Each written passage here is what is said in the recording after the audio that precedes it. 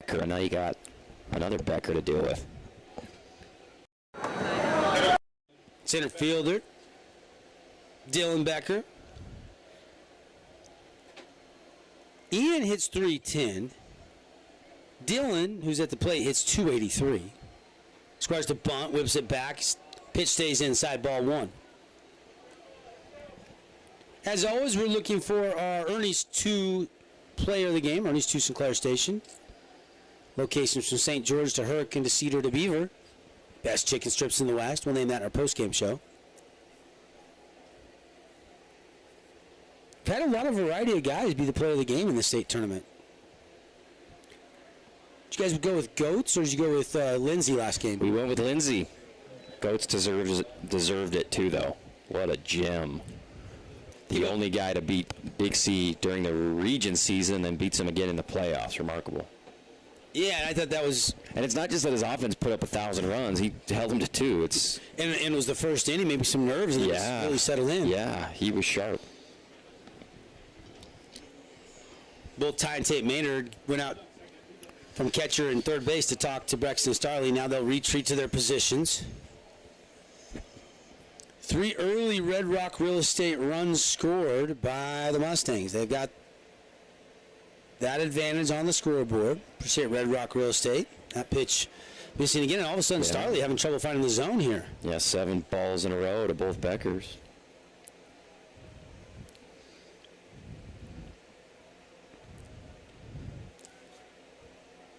Brex rocks, fires, and strike on the corner, but that was strike 1. Becker started to kind of step out of the box. And He could anticipate that call coming, I think. well, when you throw 7 in a row, I mean, you're not swinging there. You want to see him throw one. Now time is called. He's looking at Becker's helmet. And they're saying... He's got some sauce on his helmet or something. So Dylan Becker's got to go to the dugout and get a different batting helmet. Kevin Howard, the home plate umpire, came up and said something about the helmet, so he switched. Maybe it was cracked or something. I don't know. Not sure. He switched, and now he's back in the box, and it's a 3-1 count.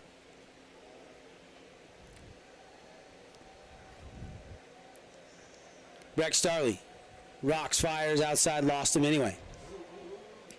So 2 on with 1 out for the Panthers. And the tying run will step into the plate here in the top of the second inning. Pitch got away from Maynard on the ball 4. The lead Becker, who was going from first to second, maybe had a chance to try to get to third, but didn't risk it with only 1 out. Yeah, maybe later stages of the game where you're trying to really push the issue. You're down in. Yes, the old adage, never make the first or third out at third base. I have one, never make the first, second, or third out at third base. Here comes Mike Gargano, the Mustangs pitching coach. Should be a pretty familiar name to baseball fans around southern Utah. Was actually the head coach of part of the Wilstead staff, took over after Wilstead came over to Dixie State. And then actually Coach Gargano came over and was the pitching coach at Dixie State for a stint before getting back into high school coaching with the Mustangs a couple years ago.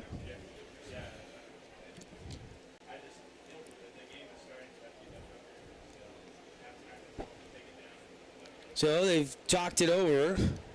Starley with a 3-0 lead, but he's walked 2 batters in a row. And here is Brady Barney. And I thought Barney, on a slow roll dribbler just to put the ball in play, that advanced 2 runners to second, third. Yeah. With 1 out, and they got him thrown out at first, but he almost had struck out barely. Had stayed alive prior to that, been fooled on some pitches. By him putting that in play, Green Canyon, Abe Olson, their pitcher, threw a wild pitch, and that allowed Kyson Millen to score and win the game in extra innings, and that's why Pine View's playing here today, because of a little things like that. At bat where Barney just moved the runners. It's as simple as that. Steps out, but the ball is inside. 2-0.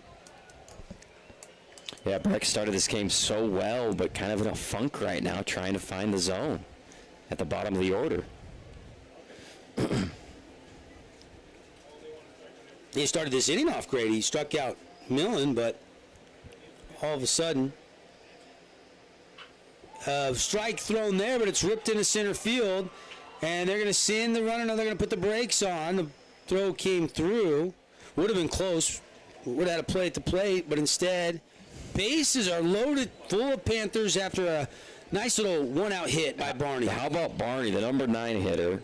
Brexton Starley's thrown a bunch of balls in a row. It's 2-0, and you think he's taken all the way. No, he gets a strike, and he drills it for a single. Love the confidence of Brady there. Back to the top of the order, Luke Iverson. You look at the numbers. Pineview again is a team hitting .315.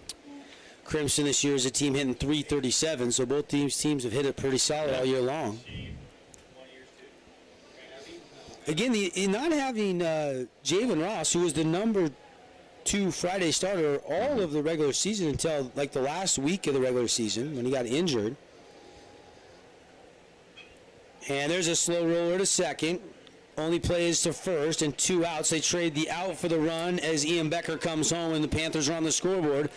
An RBI fielder's choice off the bat of Luke Iverson. Yeah, it was slow enough and to the right enough where Steele had no chance of trying to turn 2 there.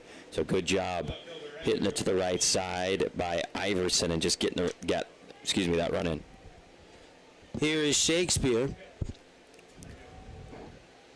with 2 down, 2 on, and a 2-run lead for the Mustangs. 3-1 on the scoreboard. There's a bender for Starley for a strike. 15 ribbies on the year for Shakespeare. This is the guy you want up here with runners on second and third. Also hitting over 400.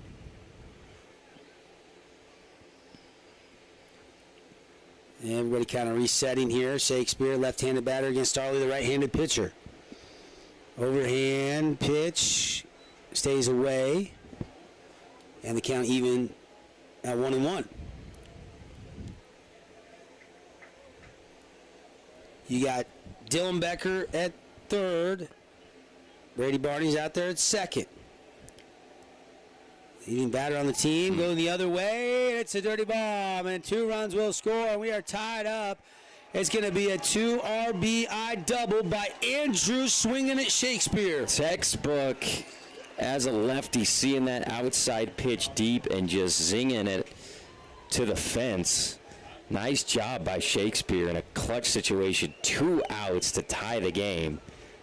Beautiful. Now you got a roundy up with runner in scoring position. How good is Shakespeare? He's fantastic. I mean, just not right, really over swinging it. Just nice little level swing. Outside pitch goes to Oppo Field and drives in 2. 3-3 tied. 2 Red Rock Real Estate runs scored on that hit by Shakespeare. Didn't take long for Pineview to get it going here offensively.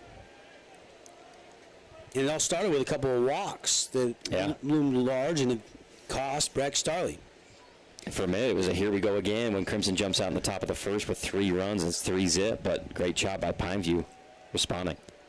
Starley does fire that first pitch in for a strike. Pitch 2. Ooh, it's close. Maynard, I think, turned and asked where that pitch was at. Maybe stayed up in the zone? Yeah, it must have. Still a runner in scoring position. Shakespeare after the doubles hit second. Big 2-out hit here. Yeah, no, maybe. Diving, catching, Logan West. And we stay tied at 3. He robs Brandon Roundy. Run-saving play by West would have given Pineview the lead. Nice piece of hitting by Roundy. He's been swinging a hot bat, hit it square earlier on in the game, too. But West says, you're going back to the dugout. So big inning there, though, nonetheless. Just 3 runs on 2 hits. And they do tie this game 3-3 on the We Win Injury Loss scoreboard. More from the State Baseball Championships in the 4A classification here in Utah when we come back on ESPN 97.7.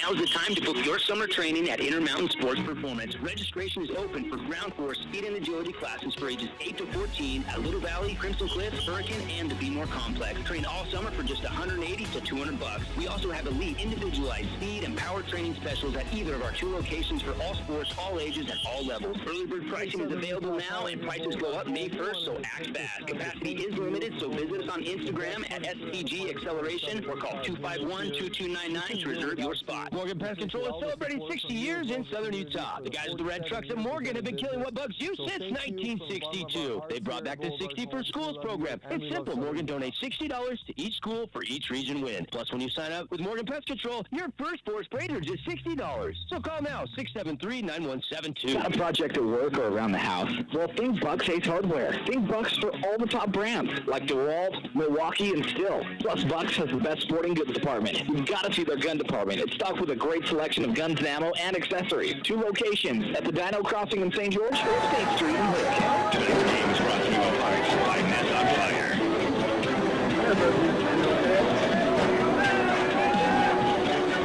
Hey, we're back. Devin Dixon, Andy Thompson. 3-3 tie. Haven't settled anything.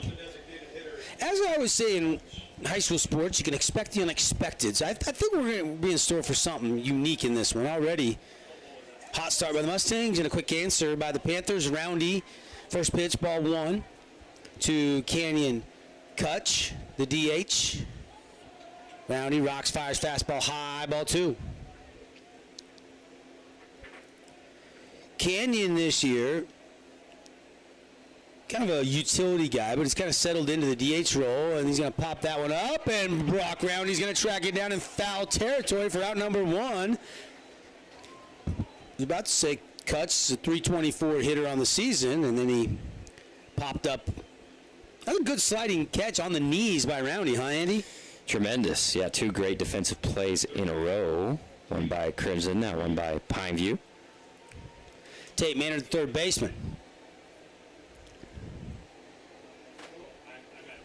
Tate, another set of twins. We got twins all over the place in this game, huh? Yeah. Oh, yeah. Tate and Ty, Brock and Brandon. Beckers. 3 sets of twins playing in this game. And there's a hot shot into right, but gloved. And there is out number 2. Is Crosby. Jevin Crosby comes in to make the play. Now, this is the types of innings that Roundy needs with his pitch count. Make him hit it early in the count and get him out. And 1, 2, 3. Logan West hitting 300 on the year in that 9 spots. You know, he started the year at the top of the order. They've shuffled things around, and he settled into the 9 spot. Yeah.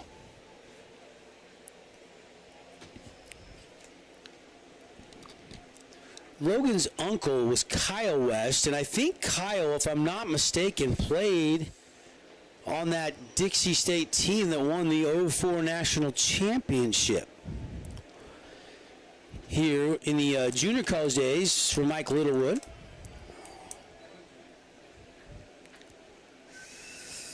Three doubles, 3 triples, and 3 home runs on the year for Logan.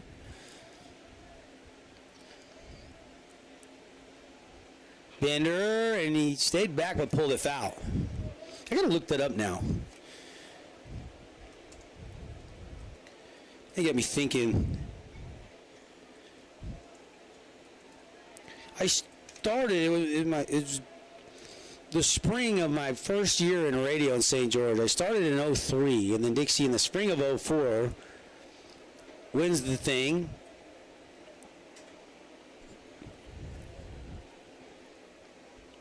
I want to say they beat it. It wasn't Butler. It was, who'd they beat the championship that year? My memory's not as good as it used to be. AT. It was a pop-up. Iverson giving chase on a 1-2 pitch, and it's going to get into the stands. Please help us out by returning all foul balls to the dugouts. Thank you. West. Now 1-2 with 2 outs.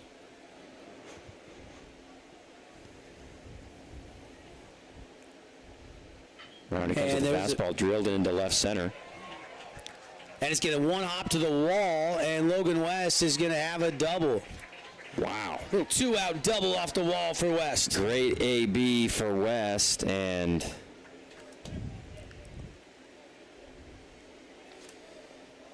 used to having him bat second, but nice to have him in the 9-hole to kind of keep it going. Top of the order coming up with Soto. Trying to get a 2-out rally going, potentially reclaim the lead here for the Mustangs. They beat San Jacinto out of Texas for the national championship in 04. 4-3. It's my kind of game. They inducted that whole team into the Dixie State Athletics Hall of Fame in 2019. And I'm still trying to find that roster.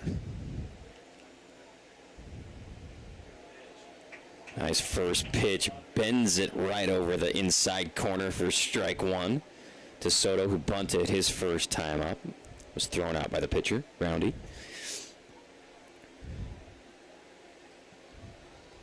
Fastball high and tight. Brushes him back a bit. 1-1.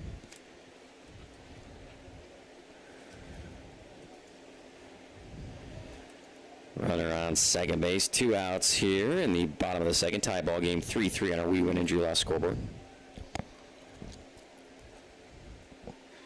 Another breaking pitch by Roundy. This time a ball. 2-1. They got a roster somewhere on the archive? Yeah, why is this so hard to find? Can you find it? What's his name? You know his first name? Kyle West. But I'm trying to find that whole roster. I'm having trouble finding it. It's distracting me. You know, it's when you say something and then you can't remember, and then you got to hunt it down, and it drives you crazy. Yep. It lingers. 3-1 the count now. You find it. Yep. I got it. Andy and research. Do some work. You got my back. I got it here, buddy. You found it already? Yeah. How did you do that? Did you go to the Dixie State website? Let's see. Bender never gets back over the plate, and Petey Soto's going to walk. So 2 on, 2 outs here. I don't see a West. I see a Matt Spring, Chase Levitt, Matt Spring was the MVP of Kyle the whole Huntsman, thing. Chad Barbin, Yeah. Chad Barber, I believe, is still Barbin, who's playing second base. His dad, if I'm not mistaken. Cade Boyer. Cade Boyer, his brother, Cade recently just tragically passed away, but his brother Kyle is assistant coach on this Crimson team. Dave Horlocker. Dave Horlocker is the pitching coach for Danny Ibsen at Dixie High School. We got ties to this 04 championship team. Don't see a West, though. Okay, not mistaken then. He might have just missed that window. He might have been playing a couple years before. Chase Levitt. Chase was a great player. Oh, it got Jager Baldwin, and the bases are loaded. Another hit by pitch here in the state tournament. It's kind of let up a little bit today. Monday, Tuesday, we had a lot of hit batters. Yeah, we were averaging about 4 a game, and then it has tapered off a little bit here as we get to the semifinals. But Roundy did not want this guy to come up. A little 2-out rally brewing here for Crimson Cliffs. Yeah, I mean, Brandon Roundy got the first 2 outs quickly on Maynard and Kutch, but now a double and then a walk and then a hit batter, and the bases are loaded. All this coming with 2 outs in a 3-3 tie game. And the dangerous Trey Evans at the plate. 1-0 pitch just missing with that fastball. 2-0. You can't really give him a fastball anywhere close, and the problem is if you throw a breaking pitch like you did last time, he smoked that one too. So Yep, doubled and later scored. He's 1 for 1. And missing ball 3.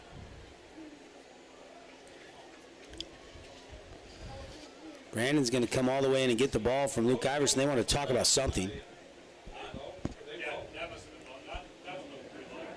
That last fastball came in just downstairs. Got Kyle Boyer as the third base coach for the Mustangs. Bender, there's a strike from Roundy.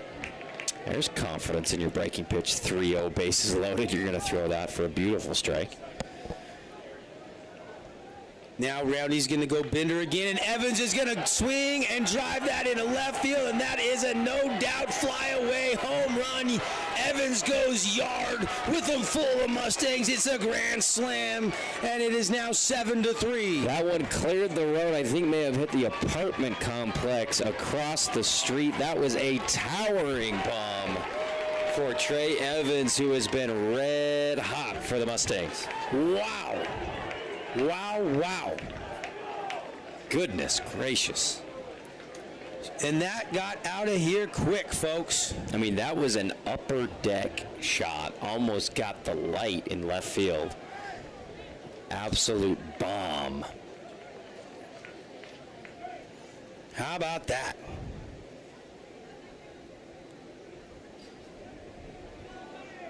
And now Coach Abbott and the home plate umpire are having a conversation. I have no idea what this is about. Now here comes Coach McClellan out of the dugout as the Panthers have J.P. DeWitt, the pitching coach, has the infield drawn in. Did they come off the dirt too far to celebrate that grand slam or something? I didn't notice. Yeah, Coach Abbott's talking to his players, saying, hey, if that happens, don't celebrate that. Stop having fun, basically. Stay on the dirt and don't come out by the plate. I almost went. I mean, that was a exciting home run. I mean, maybe the deep. What do you think, Devin? Deepest one we've seen? Yeah, I mean, that one, crack of the bat, you saw it exit off the bat. You knew it was a no-doubter. It's at the freeway, yeah. Trey Evans is a monster hitter as a sophomore. Unbelievable horsepower. Yeah. He reminds me of those NHRA going 4 wide in Vegas.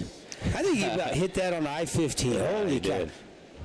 Did that get over to the apartment building parking lot? It Bounced all the way across it? Hit the grass over there, I think, and then bounced onto the... 7-3 Mustangs after the Evans bomb. I don't even know I hit a golf ball that far, Andy.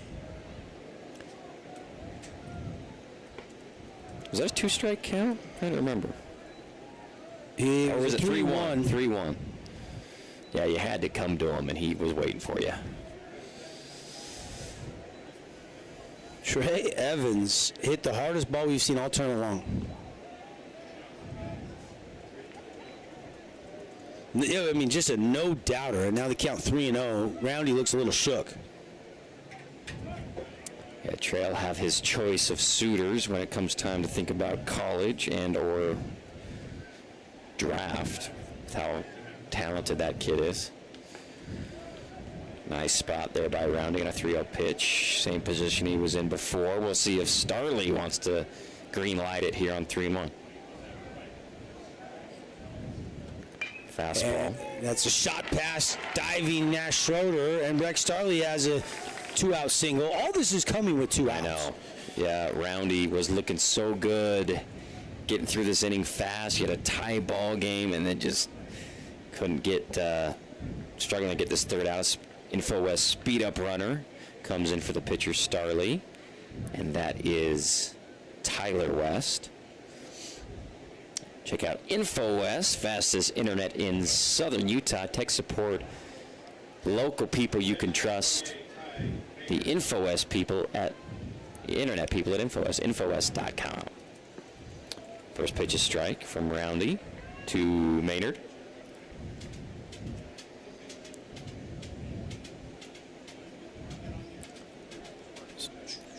Roundy's gonna take a deep breath, rock fire, and a good pitch there. Swing and a miss, strike 2.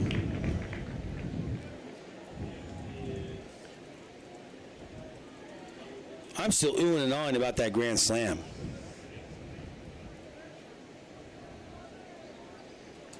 Mustangs have the 4-run lead. Maynard pop it up, shallow left center field. Coming in is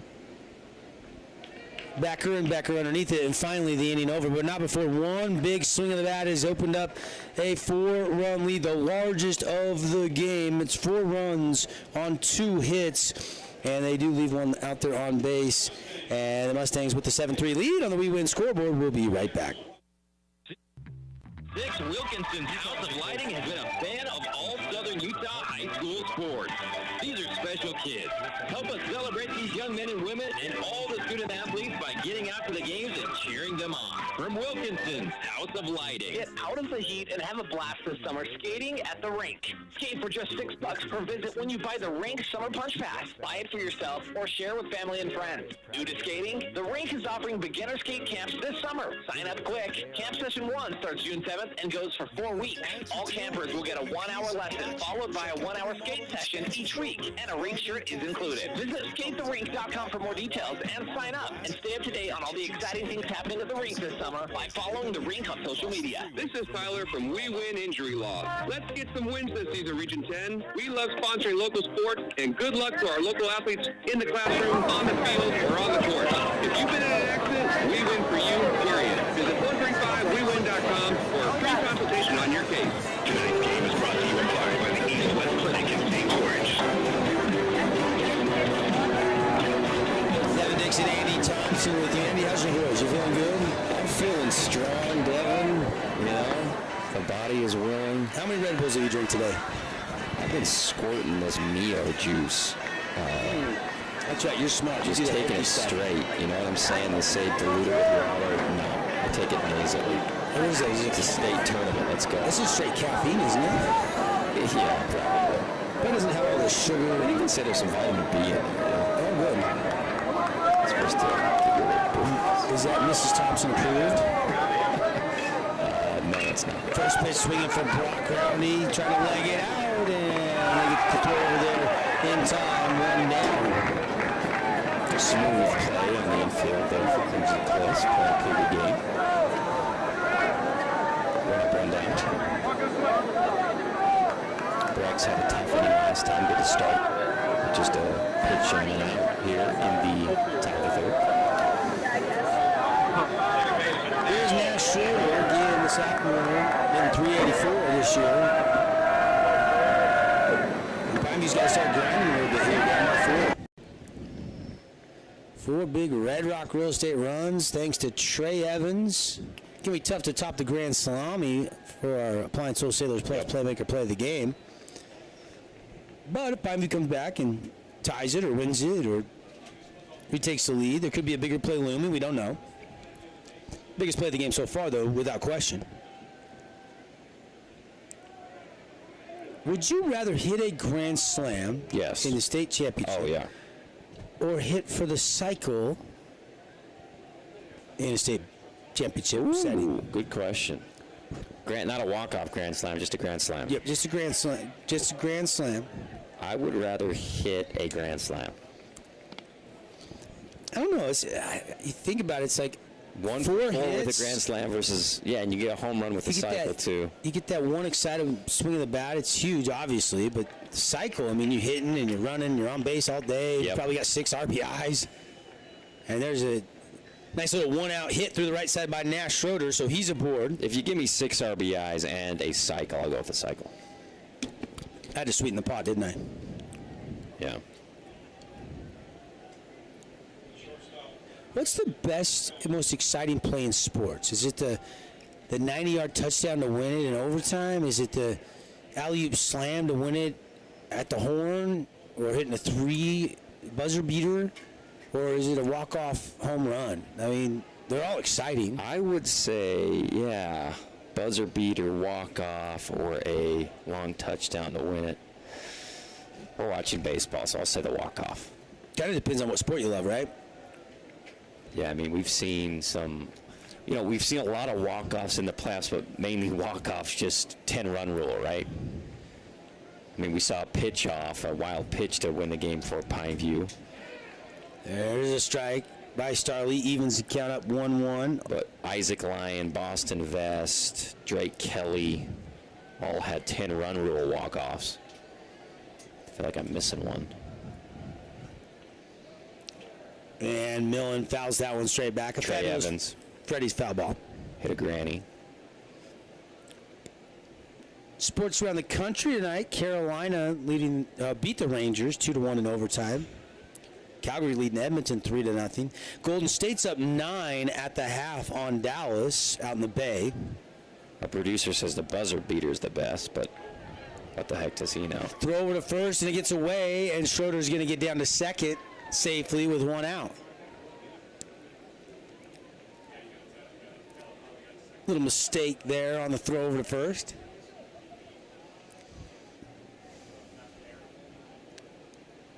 I'm going to check out the ball before he gives it to Starley to use in the game again. Wanting to make sure it didn't, scuff up against that cement barrier or Yep. what? What does the Second Major error of Leagues the do game. with all their balls that they throw out if it touches one speck of dirt, They got 1 million balls a game. Donate them to the Boys and Girls Club, or I don't know where they go. Use them for BP? I don't know. That's what it is. They go through a lot of home runs in BP, don't they? Yeah. If you get to a big league game early, pretty hard not to get a chance at a home run ball in BP. Was a young Andy Thompson roaming Wrigley in BP back in the day? I love getting to games early and going to BP. I've never caught a home run, though. And a pop-up over to Estridge, and 2 down. Millen pops out. I remember in the 90s when Charlie Sheen bought the entire outfield tickets. Really? So he could catch a home run ball. I remember hearing about that when I was a kid. I think it was just BP. He was out there trying to catch one on the fly. And then he went loco. Maybe because he never caught one. Almost had Cal Ripken's 2001 All-Star home run. It went right over my head. I jumped up and it went inches over my head. The guy behind me in the direct seat behind me got Cal Ripken's. It was the MVP. It was the same game when Lasorda got spilled around third base. That's one of the most famous All-Star games ever. And a young Devin It was Dixon. a 2-1 game, I think, with Ripken the MVP.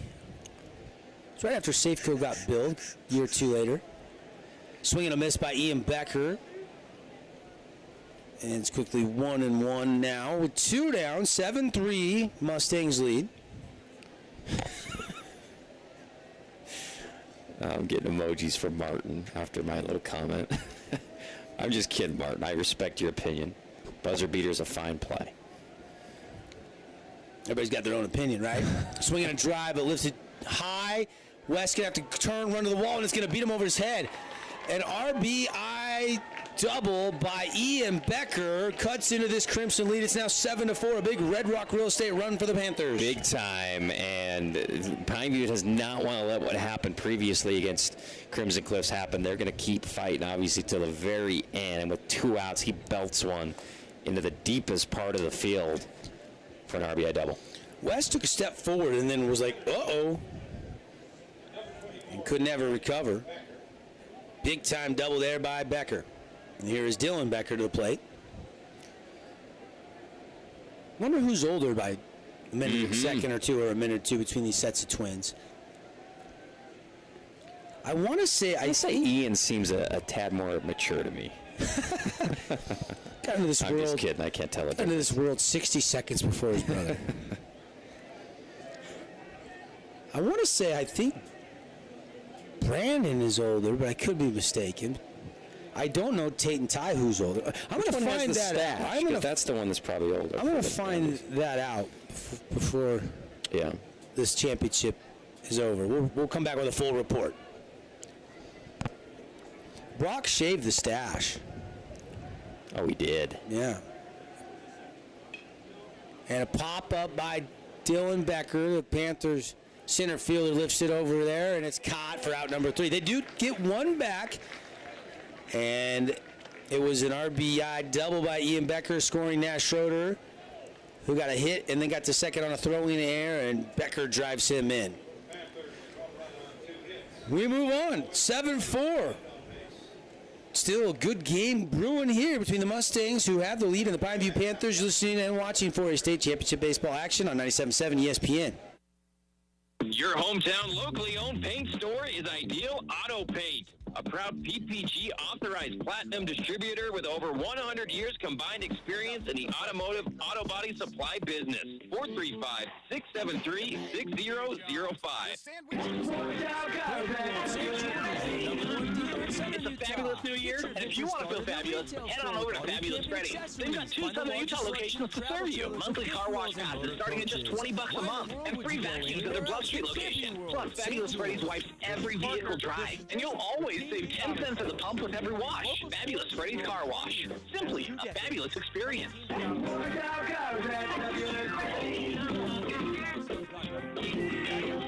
Have you ever heard of a waterless car wash? Well, Ideal Home & Paint has what you need to wash your car without water. Ideal has that. For $20, you get Willie's Garage Spray, a microfiber towel, just $20. That's enough to wash your car 2 to 4 times using no water. Stop by Ideal Distributors, 1025 East Tabernacle, across from Dixie Gun and Fish.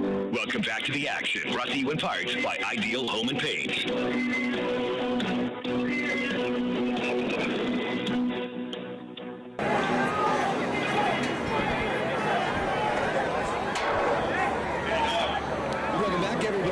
See the big difference in this game. Grandson Metro Evans. Absolutely. That is the news that we get one back, I guess. But well, and that's important. We have one back in the top of the top. Still a long way to go here. And Brandon Rowney back out there. Pavey Rowdy has Estridge pull a foul. First pitch was a ball, so count quickly to 1-1. you can't hang one to Jays because he's got the ability to park one. Trying to get his numbers here. There he is, 2 home runs on the year, 7 doubles. Big strong kid. 340 batting average this year. Good numbers. Signed to play for the Norse. And there's a single pass short. Estridge, a leadoff hit. He's swinging a hot stick. That was right on the screws.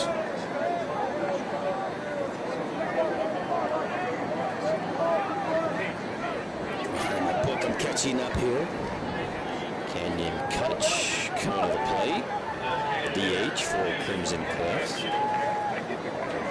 Rowney trying to get through as many innings as he can. Only has about 80 pitches he can throw there. Epic warrior type performance by him. And right now, you look at it, Brandon's throwing 46. 7 hits, 7 runs all around. Doesn't have a K yet. Starley's only throwing 53. 5 hit, 4 run baseball. 3 of the 4 earned. 1 K, 2 base on balls. Stats of our starting pitchers brought to you by Wilkinson's, Lights, Fans, Home Decor, and more. Cross from Fiesta Fun. Kutch, 1-1 after that pitch. So, leadoff single by Estridge. Now Kutch going to work.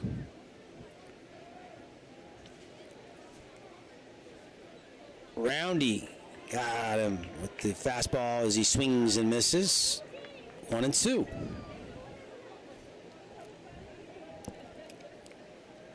Infield playing straight up here. Obviously,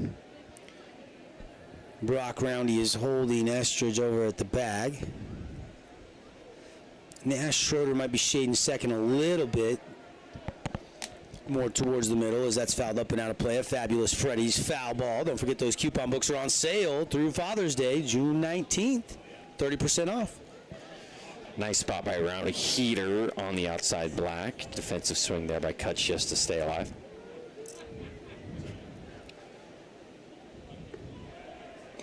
Inside and tight. 2-2.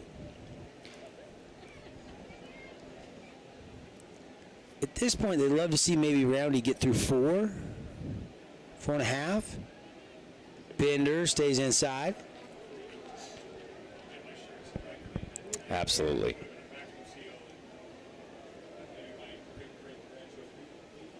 But the pitch count getting up there because Crimson just continued to swing the lumber. 1 through 9 just raking right now. Kutch trying to get in on that, right on top of it, but underneath it, fouls it straight back. Wind is just gently breezing 3 or 4 miles an hour from the southwest. More from the south, it looks like, doesn't it? Yes, I would say so. Killing people's fuel mileage going north just a little bit, or going north to south towards Mesquite. Foul ball again. So battle here brewing between Canyon Kutch and Brandon Roundy. Already 13 hits in this game. We're just in the bottom of the third between these two teams. 5 for the Panthers, 8 for the Mustangs. Check to swing. Did he go? I think he did. And it's a strikeout, the first of the game for Roundy. Kutch trying to say, why don't you appeal there? I'm holding my bat short of going around. And the ump's like, nah. You're out. It's tough. It's tough. Once you start to commit, it's tough Yeah. to pull it back.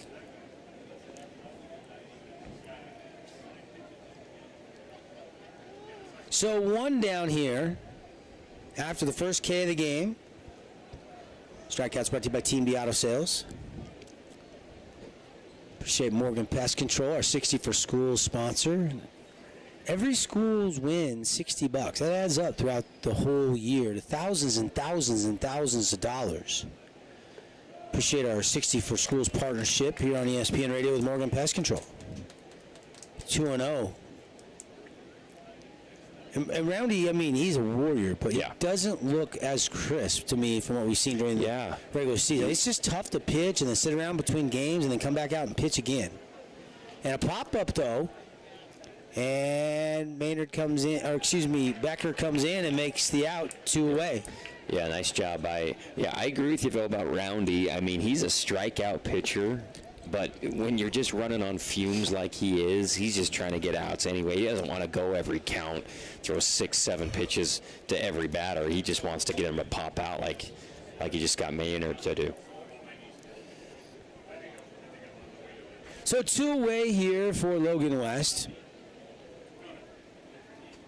who's 1 for 1 with a run scored. That extra base hit, doubled back in his first AB. And scored on the Evans grand slam from third base. That was a fun shot home to high-five everybody as they trotted around behind him. Roundy, the 0-1 pitch. Big old slider and fouled straight back. 0-2 the count.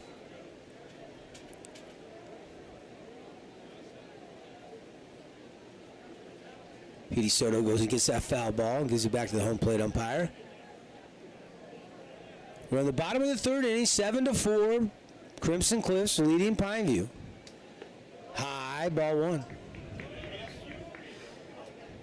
Roundy now at 61 pitches, so he's got about 19 left.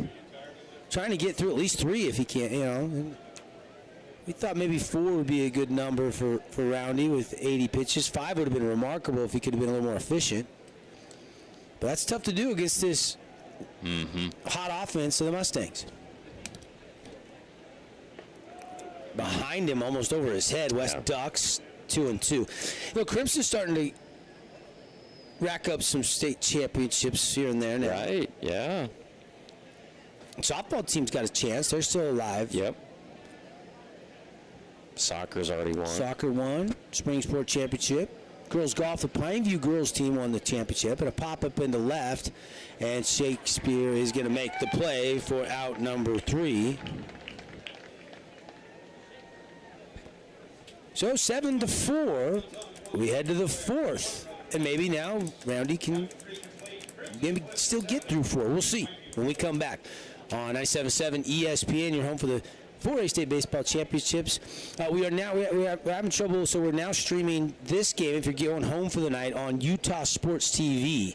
The link is on Utah Sports TV if you want to watch this game. So we'll take the break, come back, more baseball here from Bruce Hurst. The real real estate market in Southern Utah is booming. Before you sell, talk to a Red Rock real estate agent to see what your home is worth. You may be surprised. If you're looking to buy a home, check out all their listings at redrockrealestate.com. Voted the best real estate company in Southern Utah 2 years in a row. Red Rock Real Estate. Ernie's Suits and Claire Stations want to wish Region 10 athletes the best of luck this season. And stay tuned for the Ernie's Player of the Game. Don't forget to grab an Ernie's reward card that allows you to save on fuel and earn points for every dollar spent in store. Get your card today. Ernie's, St. George, Hurricane, Cedar, and Beaver. Hey, time out.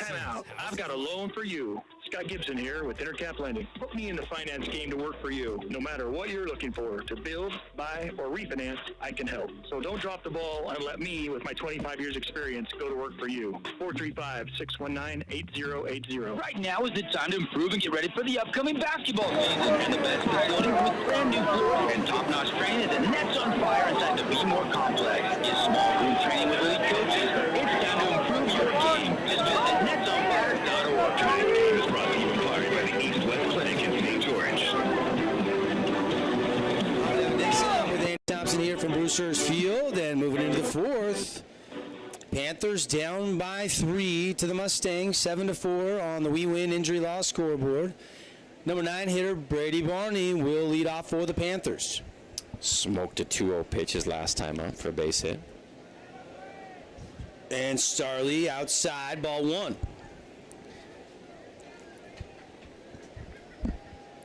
Rex has the sign, or does he? Staring in a little longer here. Now he comes with the windup and the pitch. And down and away, ball 2. Just a bit outside. And I mean a bit. More overhand there, and he catches the inside corner. 2-1 the count on Barney. Barney's been pretty patient at the plate. Big, strong 9 hitter. And I think he kept his stash, though, right? I think so. Brady's he's a senior. grown man in there. He's a senior, 304 batting average. Yeah. He could be the first guy in when Roundy runs out of pitches. Probably him, Millen would be the 2 logical choices. But he threw earlier today, too. Fouled that one back. Another Fabulous Freddy's foul ball. I don't think they plan on using Iverson. They probably would have used him in this game. They just really don't have another catcher that's played at all this year. And there's a good shot. Westo has a bead racing back and gets underneath it for a long out off the bat of Barney. Yeah, worked the count long. Just missed getting all of that one for it to go off the monster in center. So just a deep out. And back to the top of the order. Iverson, then Shakespeare. Luke got an RBI on a fielder's choice. Reached on an error. So officially, I guess he's 0 for 2.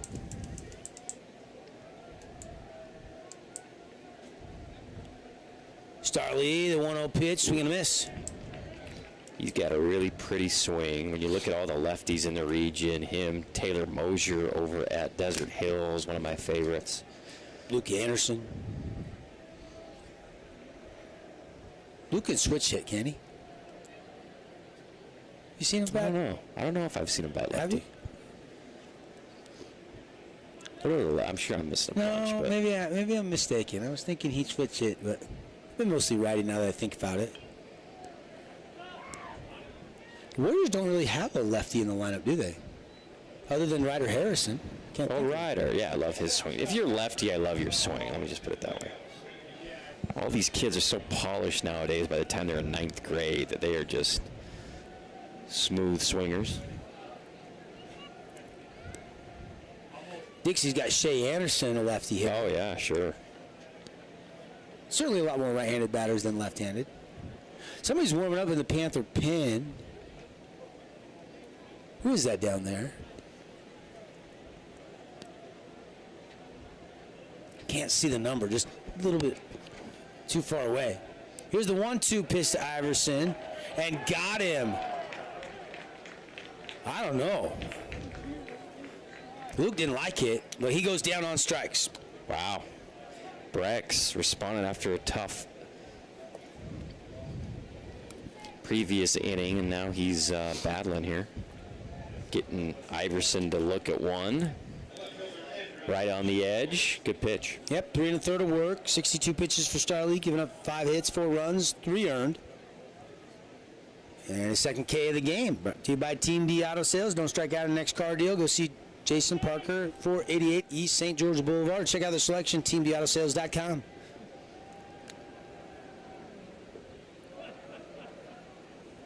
Downstairs from Starley, 1-0. Shakespeare has been red hot. Already has a hit in this game, hitting about .415 this year.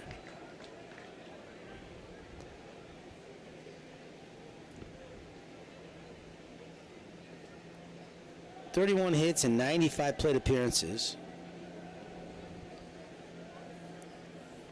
No home runs this year, That'll come, though. He's just a sophomore. As he swings and misses, he's only going to get stronger and faster. And I'm sure he's got a big summer ahead playing some ball. It's interesting how many kids in Southern Utah will be on the same Summer League baseball team. Now, the American Legion's coming back. A lot of them play together. Mm-hmm. But then you got, the Marshalls and all the different teams that some players will play on. And it's interesting because, will like Peyton Goober play with the Marshalls, or will he just try to, rest and get healthy for, BYU? Will Isaac Lyon with the rib injury play a ton this summer? Will Luke Anderson play a ton this summer? Guys like Shakespeare, underclassmen, he might just play some, Legion ball with his teammates. We'll have to see. I don't know what his, maybe CBA. And got him. Starley beat him. Yeah. So 2 outs. Starley didn't really want to hit Shakespeare, but he does, and Brandon Roundy will be due up here in the 4th inning for the Panthers. They trail 7-4. We'll see if with 2 outs, if they want to try to get something going potentially here with Shakespeare at first, get him into scoring position, or hit and run him.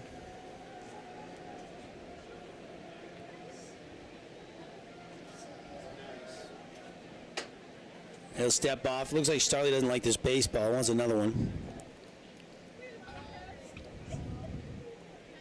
Brock Starley was fun. Call his games. Yeah. Tigers and football and baseball. 3-year starting QB. Still playing college football. Back in the Midwest at a D2. Starley, one opposite end. Good block by Maynard. Runner stays put.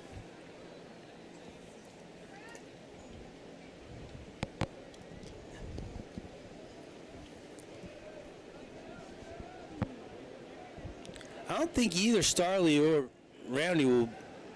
Oh, and they try to pick him off, and it was close. Ooh. Shakespeare ruled safe.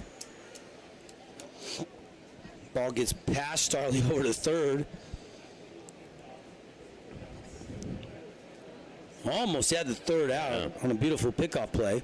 They'll try it again, and close again, but safe.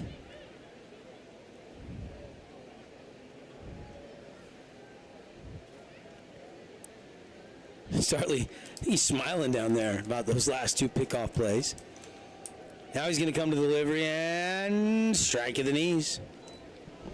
Nice spot, keeping it low in the zone to Roundy, who's hit it hard twice today. Starley now ready with the 1-1 pitch. Here it comes, and a shot right past Starley into center field. Shakespeare's going to stop at second. And a 2-out hit for the Panthers. Nice hit, and that's where he's been all day, right back up the middle, line drives. Now, key moment, just like we were saying before, just trying to chip away. Yep. So big stage for the senior. Brock Roundy after Brandon hits that one back up the middle for a solid base knock. Panthers down by 3 runs. We're in the top of the 4th inning. Mustangs are the home team because they're the 2 seed. Panthers came in the 3 seed. If Pineview is able to come back and win this thing, these same 2 teams will play again tomorrow night at 7 p.m. Crimson wins, they get the day off. We'll have just the Snow Canyon-Dixie game. And the winner of that game will be into the best of 3 state championship series Friday afternoon. Outside, 2-0 now. Brock being a little patient here, waiting for his pitch. Brock, after 0 for 3 earlier today, average went down a few points to 284. Going into the 2 games today, he was, I want to say he was 297 when I looked this morning before the first Panther game. But doesn't have a hit today. Yesterday he didn't get out. It's 3 for 3 Monday too, I believe. Maybe it was 2 for 3 yesterday and 3 for 3 Monday, but another one pretty close to the zone, but Roundy gets the benefit 3-0 now. So Starley doesn't really want to load him up here for Schroeder. And so he'll fire a strike. 3-1. Fastball. And clearly Brock Roundy was taking. Shakespeare's at second, Brandon Roundy at first. Here comes the 3-1 pitch from Breck Starley. Breaking ball misses, and the bases are loaded, full of Pineview Panthers. A gutsy pitch there with 3-1 count. You go with a breaking ball, just misses the outside part of the plate. And now Nash Schroeder, one of your top hitting sophomores. And he sees it well, 384. And here comes Justin Abbott. Will he make a move? Or does he just want to have a chat? Who would you say, what coach has the slowest stroll to the mound in the tournament this year? That's a pretty slow stroll right there. I think he's up there. Right? I think all skippers. It's strategic. Yeah, I think I've noticed. And that'll. You want to give your guy time to warm up. That'll be it for Breck Starley. We got a pitching change. Timeout brought to you by Scott Gibson, Intergap Lending. We'll take the full timeout, come back, tell you all about it. 7-4, Mustangs lead, but the Panthers have the bases loaded. Stay with us.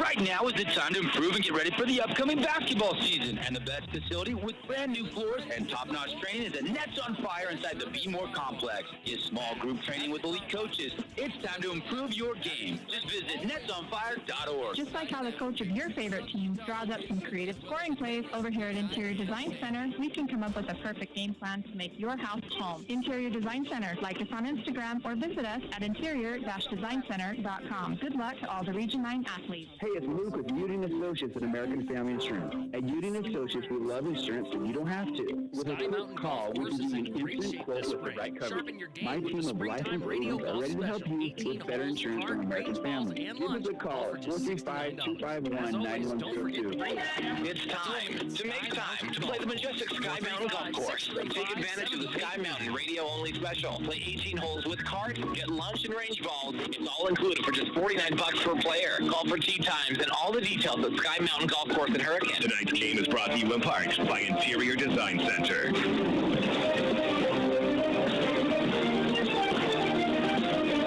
So the new pitcher will be Jays Estridge. Estridge will come in relief. The line on Brex, he goes 3 2/3, 78 pitches, 6 hit, 4 runs, 3 earned, struck out 2, walked 3.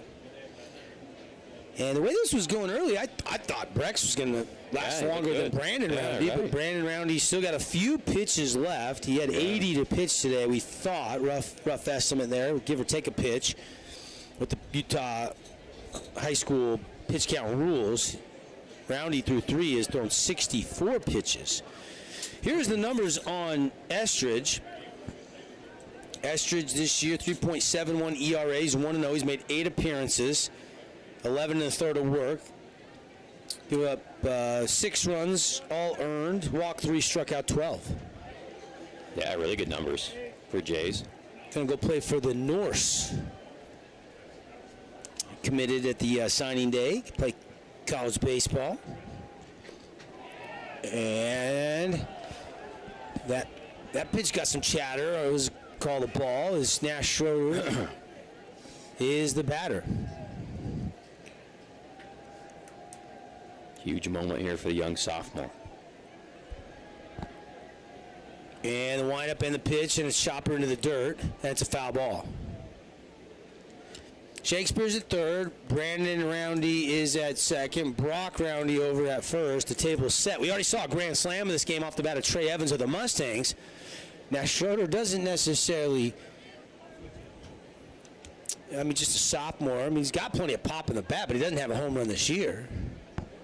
But if we had 2 grand slams in the same game, that'd be something, huh? Let's go, yeah. Would love it. I'm sure Coach McClellan and the Panthers would love bases clearing double here just as much, almost. Almost. Oh, and it got him. Schroeder takes it. RBI on the hit. Ramping back up on our over-under for hit by pitch has been averaging about 3.5 a game up to this point, and a key one there for the Panthers. Played another one and cut the lead to 2 now. And now Kyson Millen is going to come over. He's starting to go to the batter's box, and he's going to stroll over to Coach McClellan, and they're going to have a chat. Milne with 15 ribbies on the year.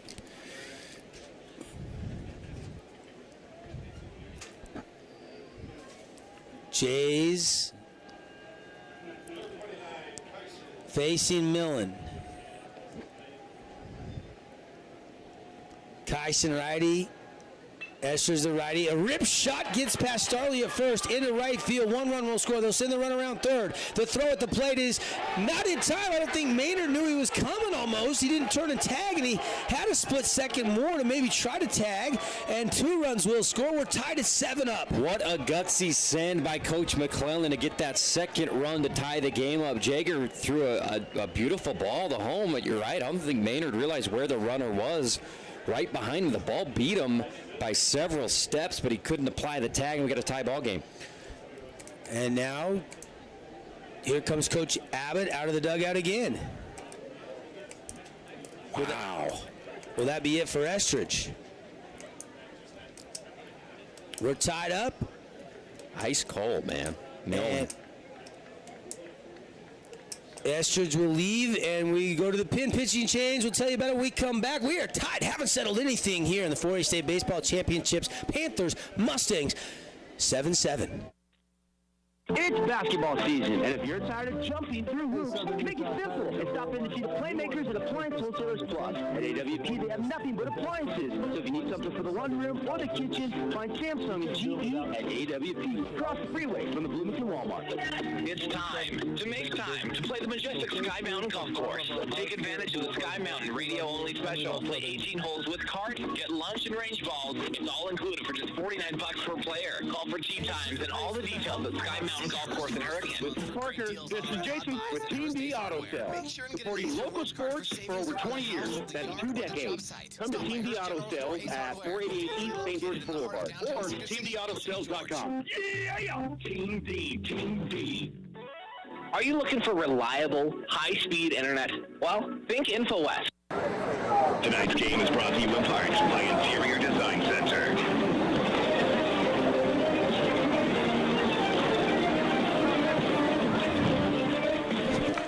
All right, a little bit of a shuffle here. Petey Soto. I saw Parker Andrews come out of the dugout. I thought maybe he was going to pitch, but they're going to put him at third, I think. They move Maynard over to short and bring Soto in to pitch. So Petey Soto is the new pitcher. He's through 3 innings this year. He's got 3 walks, 5 Ks. But he has not given up an earned run or a hit. But he's only thrown 3 innings. So that was probably in the preseason. Sure. And just watching him warm up here. And we know how strong his arm is from shortstop. We'll see if it can convert to on the mound. But what an inning for Pineview to keep a live 2-out rally to tie the ball game. Yeah, when Trey Evans hit that home run back in the second inning, it was 7-3, and you thought the way they've been hitting it, that was a nice little cushion. But that cushion has evaporated. in this inning, I mean, Barney lined out. Iverson struck out. It was 2 down. Then Starley hit a batter, gave up a single to Roundy, walked Brandon Roundy, so they bring in Estridge, who hits Schroeder, and then Millen gets a hit off of him, a 2 RBI single going to opposite field. And now Ian Becker will step in against Petey Soto in a tie game. And arguably, they should have had Brock Roundy, I think, at home. That was a really good throw by Jaeger. Yeah, it was weird. It was almost like Maynard didn't realize he was coming to score because he didn't. Once he gloved it, he didn't turn to tag. It looked like Roundy might have been in trouble. I thought he was, dead to rights. Dead to rights, yeah. So here's Soto with 2 down, trying to get out of the top of the 4th inning with any more damage. And it's a hot shot over to first. It's gloved by Starley, and he takes it unassisted to the bag, and that'll do it. But not before 3 big runs score on 1-2 hits. And they do strand a couple out on base, and through 3.5, tie game, 7-7. We'll be right back. Are you looking for reliable, high-speed internet? Well, think InfoWest. InfoWest has brought the internet to Southern Utah over 27 years ago, and they've continued to provide residents and businesses in the area fast, quality, and affordable internet services. And InfoWest offers both wireless broadband and fiber optic internet speeds up to 1 gigabit in select areas. That is 1,000 megabits per second. And for a limited time, InfoWest is offering new customers a month of internet absolutely free. Free activation, free installation, and free equipment. That's over $150 in savings that you can use to fill up your gas tank. If you're looking for fast, reliable internet, get InfoWest and use your savings to fill up your gas tank today. Give InfoWest a call at 435-674-0165. That's 435-674-0165. Or visit InfoWest.com to learn more. Always there for you. InfoWest, the internet people. Tonight's game is brought to you in part by Nets on Fire. Go to netsonfire.org to check out all their summer training packages, building champions on and off the court. Netsonfire.org, part of the Be More Sports Complex. What a great asset that is to Southern Utah with the rink and all the other businesses up there. You got Intermountain Sports Performance. So much to do. The Grip Ninja Playground. It's awesome. It's awesome. Especially with summer coming up. Yeah. The dog days of summer. Always stuff to happen at the Be More Sports Complex. So Petey Soto comes and gets that final out, and now he'll lead off the inning here for Coach Abbott and the Stang Gang. And Crimson came in Monday and Tuesday and blew the doors off. They beat Pineview 16-2 yesterday. But just like we saw with Snow Canyon getting revenge on Bear River, Pineview playing Crimson a lot tougher, and obviously, pitching has a lot to do with that, right? Big swing there, Soto. First pitch on a curveball. Just missed it. Brandon Roundy, we think, has got somewhere around maybe 20 or less pitches remaining before he maxes out. So Brandon entered this inning with 64 pitches. I thought in my head I had 80 was about the number he could throw coming into this game based on what he threw earlier in the day. But I could be off. That's just my unofficial number in my head. Of course, Panther coaches know where he's at exactly with game changer and pitch count. 1-2 now here on Petey Soto.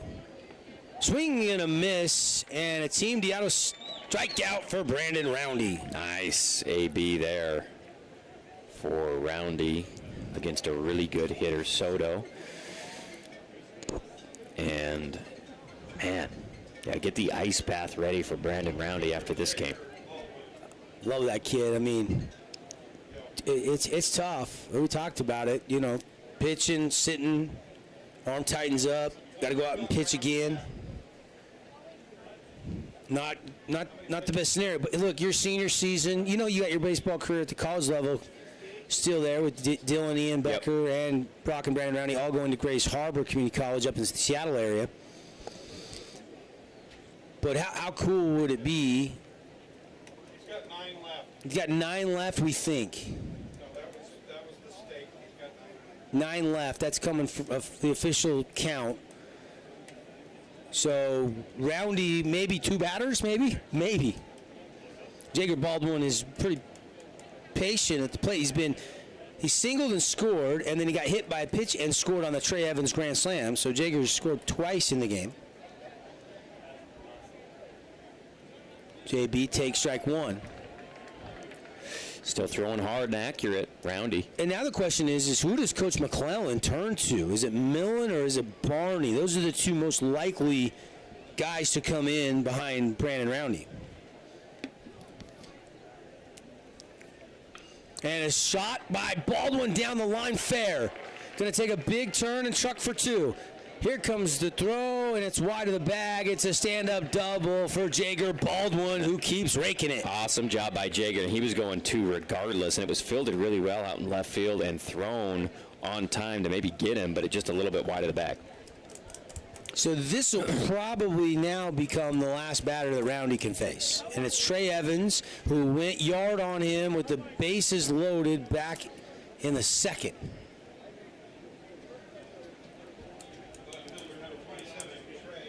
And he's got a chance here to do some more damage with a runner in scoring position. 1 out, bottom of the 4th inning. Panthers already lost once in the state tournament to Crimson yesterday, so they are in an elimination situation here. Putting them on. It's not a bad idea. Put the double play in order with 1 out. I mean, he's the best hitter on this Crimson team. And I think Trey's going to have to get used to that because he's just a sophomore, hitting .448. 5 home runs after that grand slam back in the 2nd. But Starley's a .390 hitter, so still a dangerous guy. Right. And Starley's probably a little hot. Not going to get a decision in this game. He does have a 2 RBI double. That happened back in the 1st. He played at Baldwin and Evans. And then he flew out to center, I think, in the 2nd ABs, 1 for 2.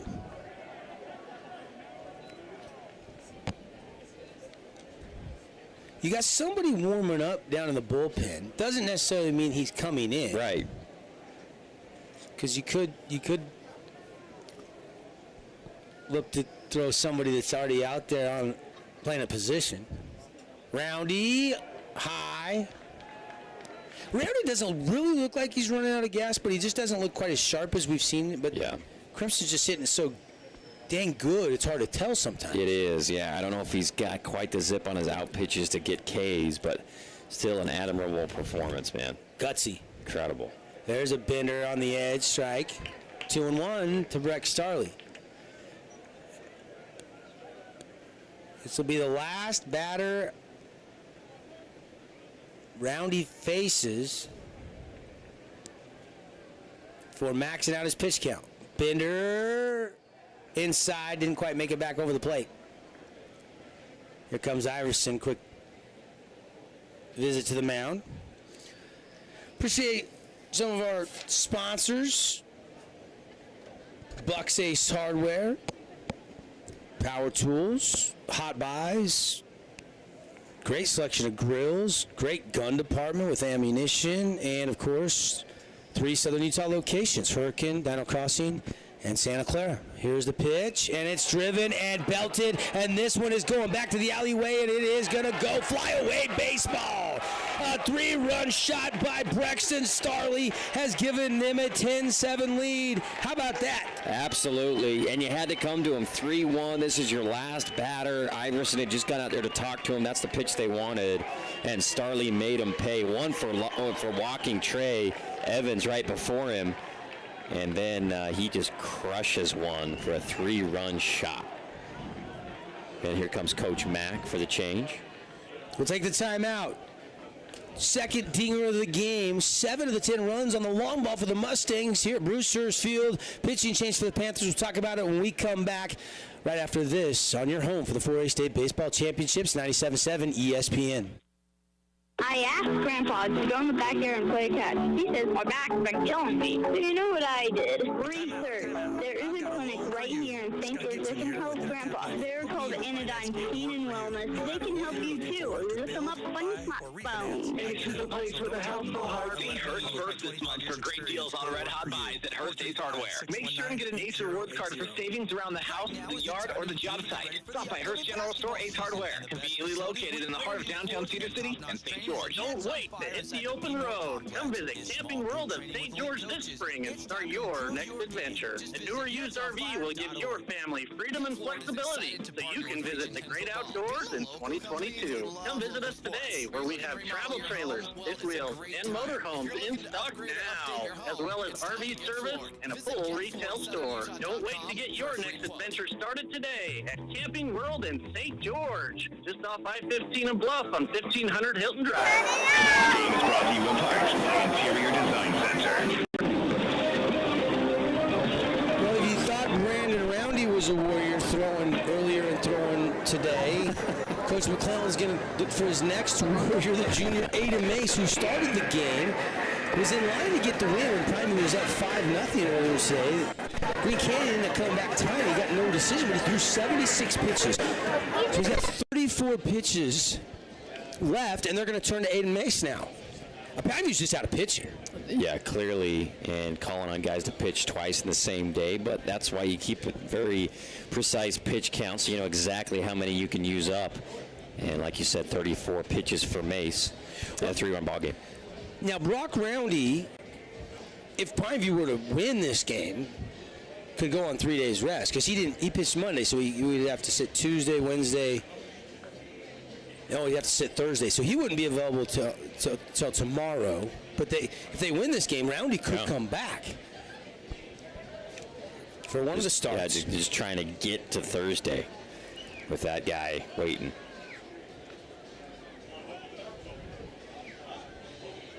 But you have to, let's see, he did set Tuesday, Wednesday, Thursday, so he'd be available Friday. Brock would be available Friday. So they have to win 2 more games. Okay, so he can't go tomorrow. Okay. Yeah, because he maxed out. He had 113 pitches on Monday. Again, this is why these high school coaches get that big paycheck. Seriously. Figure all this out. Mace, rocks, fires, high, ball one. Fastball, over the plate, but just high. This is Maynard. This is Tate Maynard, number 8 hitter, lined out to left. He's 0 for 1.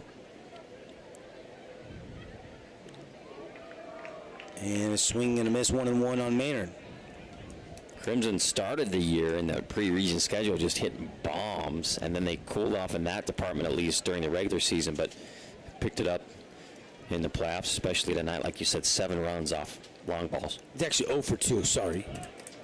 Maynard lined out to left and then also got out in the third. So looking for his first hit of the night with Mason. Now Brandon Roundy has went back to short from the bump. And a shot to short, 1 hopper to Schroeder, throw in times. There's out number 2. Yep, jammed him. Big bounce right into the lap of Schroeder for the easy play over at second. Nice job. I'm somehow off on my book here. So Parker Andrus is going to pinch hit here. And he's going to pinch hit for, that was Ty Maynard, okay. So ground 4-3. I said the wrong name, that's what threw me off. Estridge getting pinch hit by Andrus. So Canning Kutch will be on deck if they can get to him. But 2 outs here. 10-7 lead for the Mustangs. We're in the bottom of the 4th inning. We got 3 in the second, 1 in the third, 3 more in the 4th. Pitch outside. Mustangs got 3 in the first, 4 in the second, and they've got 3 more on that monster home run moments ago by Breck Starley. And a swing and a drive into center field. And Becker started back, has to come in and dive and makes the catch. No. No catch, they say it hit the grass. Yeah. I thought he caught it too. So I just misjudged it. He thought it was deeper, like I did, and it ended up falling down and couldn't snag it. How about Andrus? Hasn't gotten a lot of reps at the plate, especially recently, but comes in and at least gets on base. Nice job. Andrus was hitting 250. How many ABs did he have? He was 1 for 4. Wow. Good for him. 2 RBIs.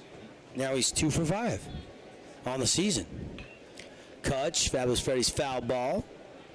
Roundy gives chase, but it's going to bend back in, and I thought it was going to be out of play, but Roundy makes the catch to end the inning, but not before one swing of the bat. A 3-run bomb. 3 runs on 2 hits, and they do leave 1 left on base. And through 4 innings, it is 10-7 Mustangs over the Pineview Panthers here from Bruce Hurst Field. Stay with us. Athletics can have a profound impact on your athlete's future. Winning experience, working as a team, and building confidence lay the groundwork for future success. Let us at Intermountain Sports Performance contribute to your athlete reaching their full potential for a price you'll appreciate. Call 251-2299 to learn more. At Johnson Pediatrics, they know a child's early dental experience can have a lasting impact. So being able to provide a fun and positive environment that's kid-friendly is what they believe in at Johnson Pediatric Dentistry. This allows them to build long-lasting relationships. Dr. Cody and his team at Johnson Pediatrics always make your kids feel right at home. Take advantage of the $79 new patient special that includes cleaning, exam, and x-rays. Call them today, 628-0511. Johnson Pediatrics, with 2 Southern Utah locations to serve you. Morgan Pest Control is celebrating 60 years in Southern Utah. The guys with the red trucks at Morgan have been killing what bugs you since 1962. They brought back the 60 for Schools program. It's simple. Morgan donates $60 to each school for each region win. Plus, when you sign up with Morgan Pest Control, your first Razors is $60. So call now, 673-9172. Tonight's game is brought to you in part by Interior Design Center. Kevin Dixon, Andy Thompson with you. This is about 15 stretch time for me. I got to get up, got to stretch out here in the press box at Bruce Hurst Field. Got a shout out from one of our favorite listeners, J-Dog, complimenting whoever's doing the pitch count up in the booth. That kind of becomes the most important stat for each of the pitchers, is how many pitches they have left at this point in the tournament. Yeah, and Petey Soto in relief. It was Starley, then they went to Estridge, and now it's Soto. He got 1 out. Throwing gas, though. Fastball there. Looks to be upper 80s, but outside. Here's the 1-0 pitch from Petey Soto Jr., maybe overthrown a little bit there as that's down and away.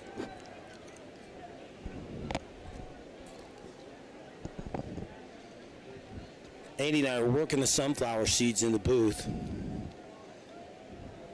They were out of the Spitz caramel. I don't find those anymore.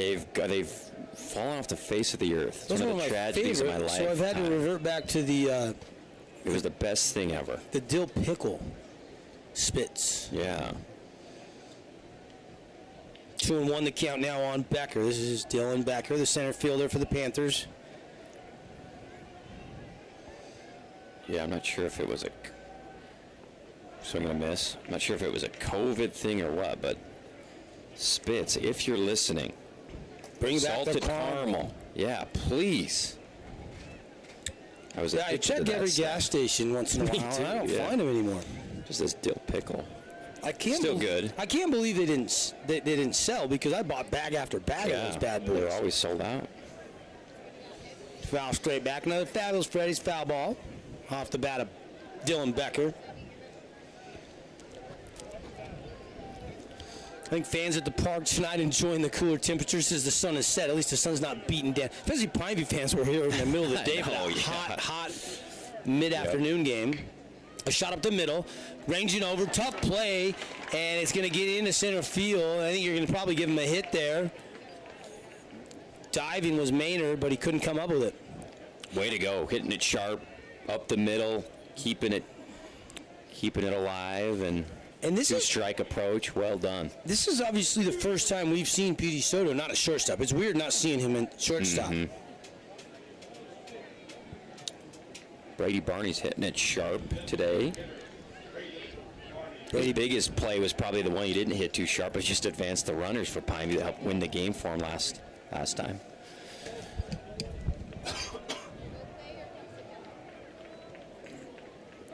Becker's, I'm going to give him a single on that.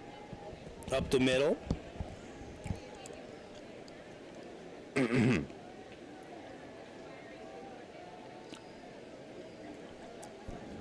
Nobody down here. Top fifth. 10-7 lead for the Mustangs. And 2-0 to count. Soto's throwing hard. He's just struggling to spot that fastball just a little bit. Missed low that time. Barney steps out, now steps back in. Lights are on here at Bruce Hurst.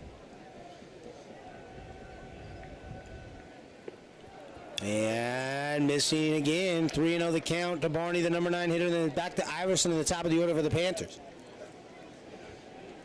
Leadoff hit up the middle by Becker.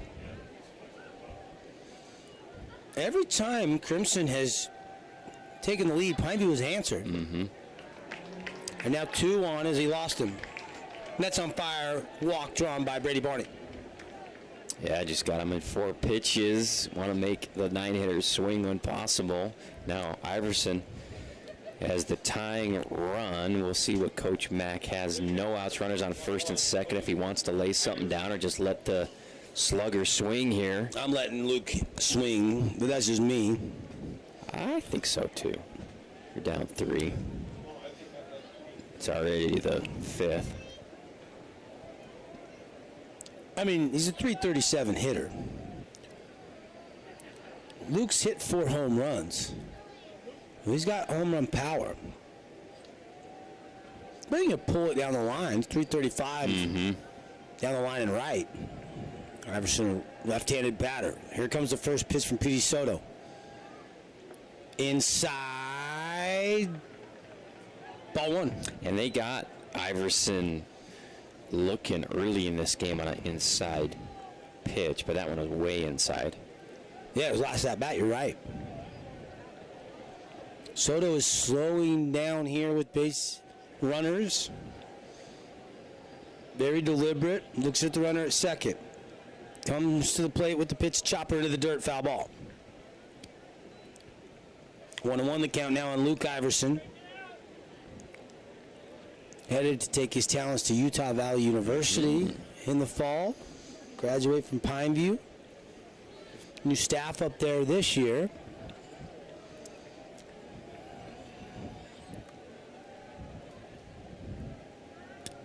Soto long look in again.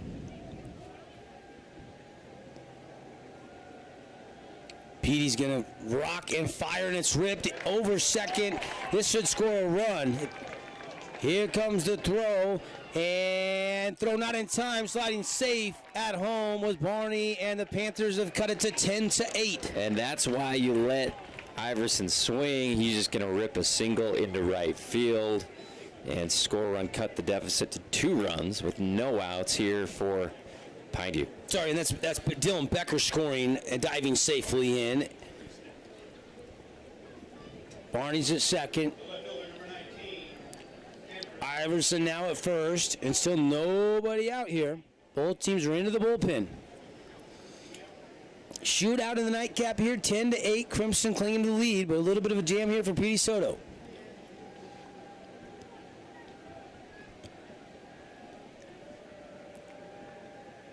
And the red-hot Andrew Shakespeare takes that first pitch for a strike on the outside corner.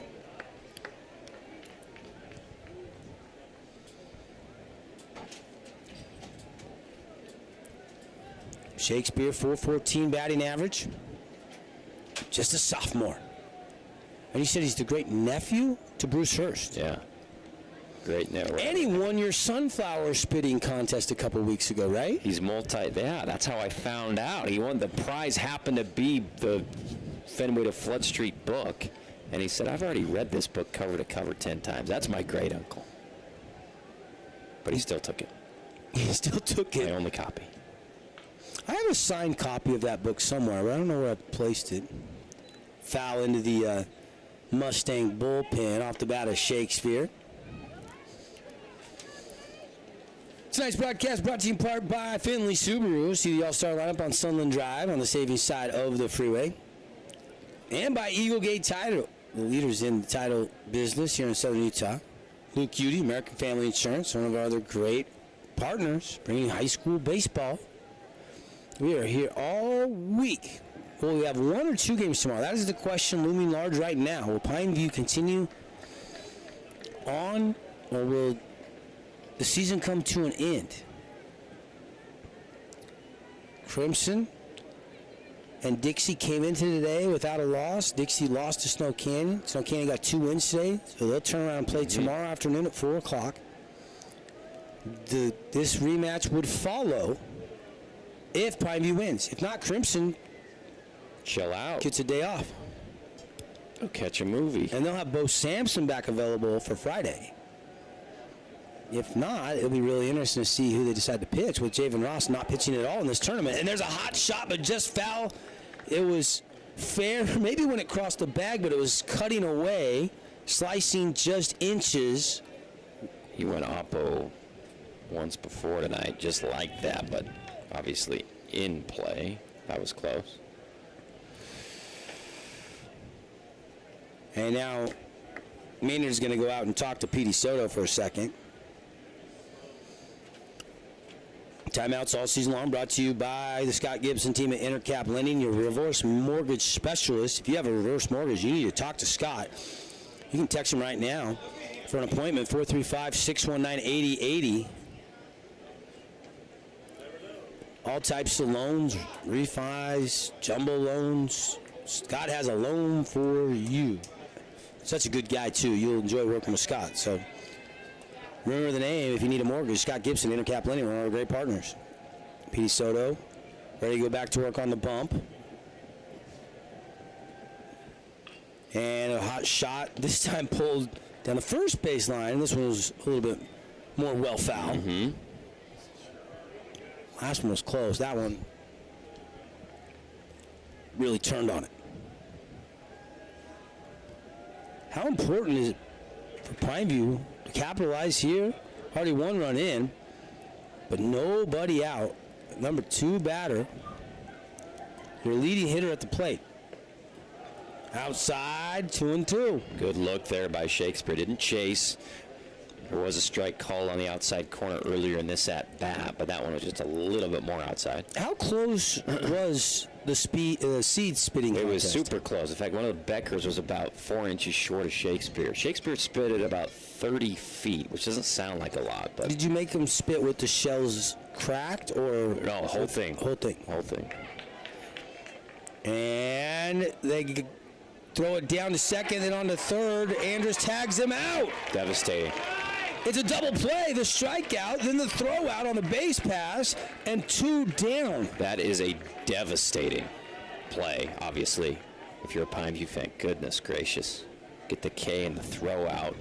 Barney, what a heads-up play by Maynard, and well executed to throw him down by the middle infielder there. Man. 10-8, and a golden Awesome opportunity play gone. Yeah, by Maynard behind the dish. Well, Barney was just trying to be aggressive after the K and catch maybe Maynard off guard. Yep. And he hosed him at third. It was close. Called out. Maybe he thought it was a swinging drop third strike. This guy's going to try to run at first, but with runners on, obviously that's not the case. But I think his instinct was maybe I got to go to third, and it ended up getting out. We saw Pineview in the game against Green Canyon earlier today, where they got duped. They got bamboozled. Yeah, sure, hidden ball thing. The hidden ball. They faked like they were throwing to second on a wheel. Pitcher kept the ball, but the second base and shortstop started running in the center field like, I got it, I'll go get it, and then Stuckey, who's the pinch runner, started to run towards third. Olsen runs right to him and tags him, had the ball the whole time.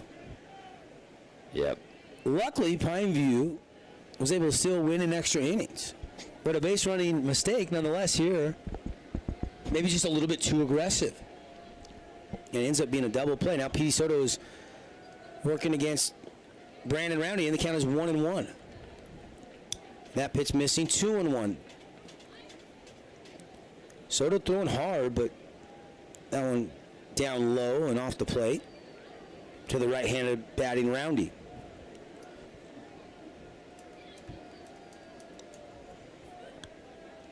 Two-run lead for the Mustangs, 10-8 on the We Win scoreboard, and there is a fastball that finds the zone. There you go, Petey.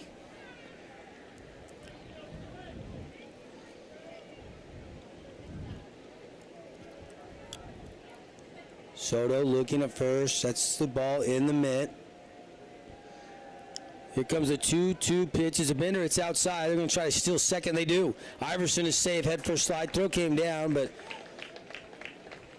nowhere near close enough to get Iverson.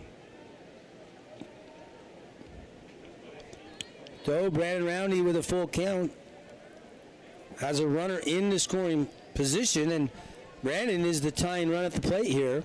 We're getting in later stages of this game. We're in the top of the fifth. A balk.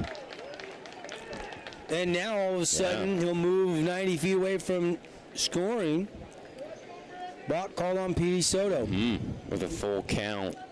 Coach Mack saying, hey, see it, D, go the other way with it. With 2 strikes. We'll see if Soto can put it in the zone. 3-2 pitch and a swing and a drive, and it's a 1-run lead as he smokes it into the gap, gets all the way to the wall, easily scoring Luke Iverson. It's an RBI double by Brandon Roundy. Wow, got out in front. Nice job. 2 strikes. Knew he had to come with him with a fastball, and he laced that one perfectly between the left fielder and center fielder for a no-doubt double. That's his 3rd hit of the night. He is 3 for 4 with an RBI and a run scored. And here is Brock Roundy, who's 0 for 2 with a walk and a run scored in his own right. Kind of due at the plate. And here comes that walk from Justin Abbott, the skipper. It looked like this might be it for Petey Soto. Pitching change. When we come back, we'll talk about it. Panthers have crawled back into it. It's now Mustangs 10, Panthers 9, here from the 4A State Baseball Championships.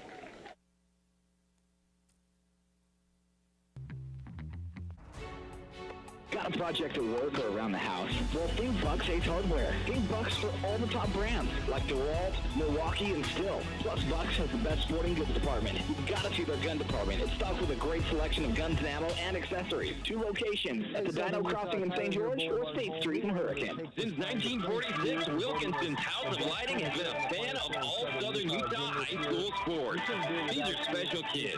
Help us celebrate these young men and women and all the student athletes by getting out to the games and cheering them on. From Wilkinson's House of Lighting. Get out of the heat and have a blast this summer skating at the rink. Skate for just $6 per visit when you buy the Rink Summer Punch Pass. Buy it for yourself or share with family and friends. New to skating? The Rink is offering beginner skate camps this summer. Sign up quick. Camp Session 1 starts June 7th and goes for 4 weeks. All campers will get a 1-hour lesson followed by a 1-hour skate session each week, and a rink shirt is included. Visit skatetherink.com for more details and sign up, and stay up to date on all the exciting things happening at the rink this summer by following the rink on social media. Welcome back to the action. Brought to you in part by Ideal Home and Paints.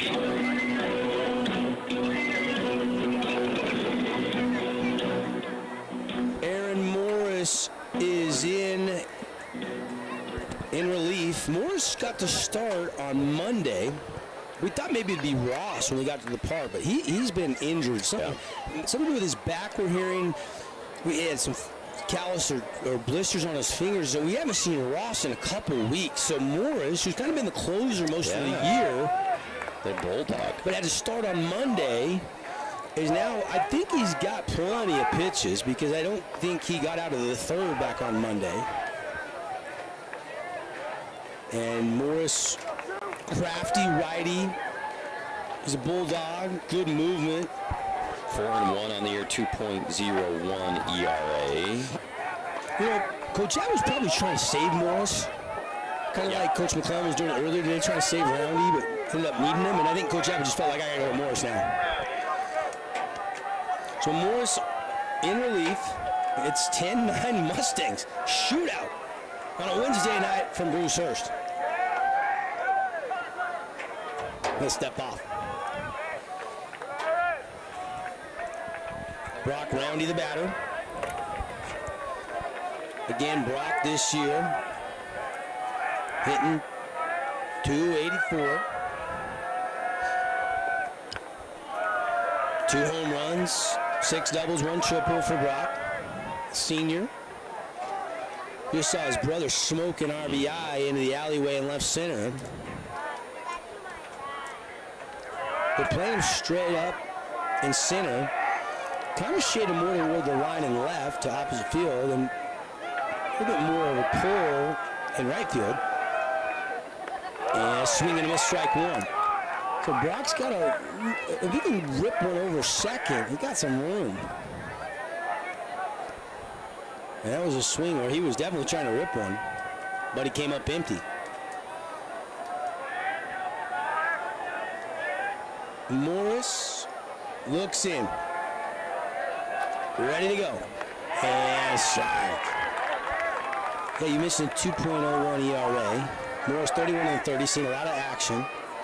Giving him only 9 earned runs. He's walked 10, he's struck out 34. So you love the K to walk ratio. Giving up 2 home runs this year. And he's just a junior.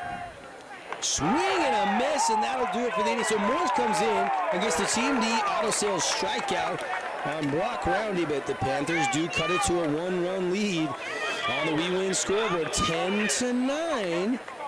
And we'll take a timeout and be right back for the bottom of the 5th inning on your home for the 4A State Baseball Championships. 97.7 ESPN, Utah Sports TV, KSLSports.com. Stay with us. This is Tyler from We Win Injury Law. Let's get some wins this season, Region 10. We love sponsoring local sports, and good luck to our local athletes in the classroom, on the field, or on the courts. If you've been in an accident, we win for you, period. Visit 435wewin.com for a free consultation on your case. Your hometown locally owned paint store is Ideal Auto Paint, a proud PPG authorized platinum distributor with over 100 years combined experience in the automotive auto body supply business. 435-673-6005.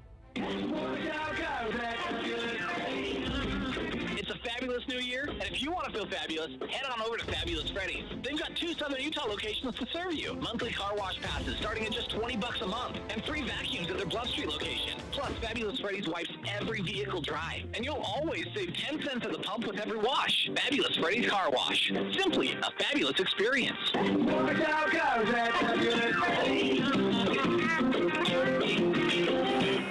Tonight's action is brought to you in part by Ernie's 2 Sinclair Station.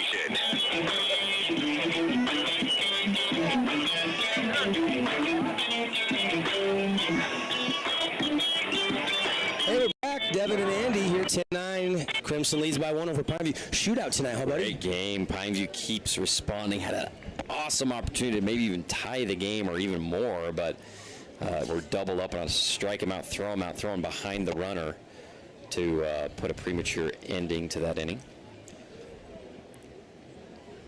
So, Aiden Mays, who started earlier today, got a no decision, threw 76 pitches, has 34 pitches to throw. How many did he throw there in that last inning? It was only a couple. Let's see. Mays threw 8 pitches, so he's still got 26 pitches. Well, I was going to say, how nice is it for Crimson Cliffs to have Aaron Morris, who's been basically your 3rd pitcher, has been solid all year long. Maybe we're trying to save him if they could get through this game and not use him. I think so. He would have been in already. Yeah, because he's their dude pretty much, especially with Javen hurt. So nice to have him to come in with a 1-run lead and try to get you through the rest of this game. Yeah, I was talking with Coach Boyer before the game. I said, will we see Javen? He's like, we don't know. Yeah. He's just not ready to go. Right. He threw a bullpen on Monday, and something to do with like the back of the hip when he plants. He's got a lot of inflammation, and so we just don't know if he can go or not. It's kind of the same situation, Isaac Lyons in, where we don't think he's going to pitch for Snow Canyon, even though I'm not ruling that out. I'm not either. I think if the situation arises where it is do or die, back against the wall, whatever, I could see him throwing. But he's coming off a broken. He's coming off a broken rib, and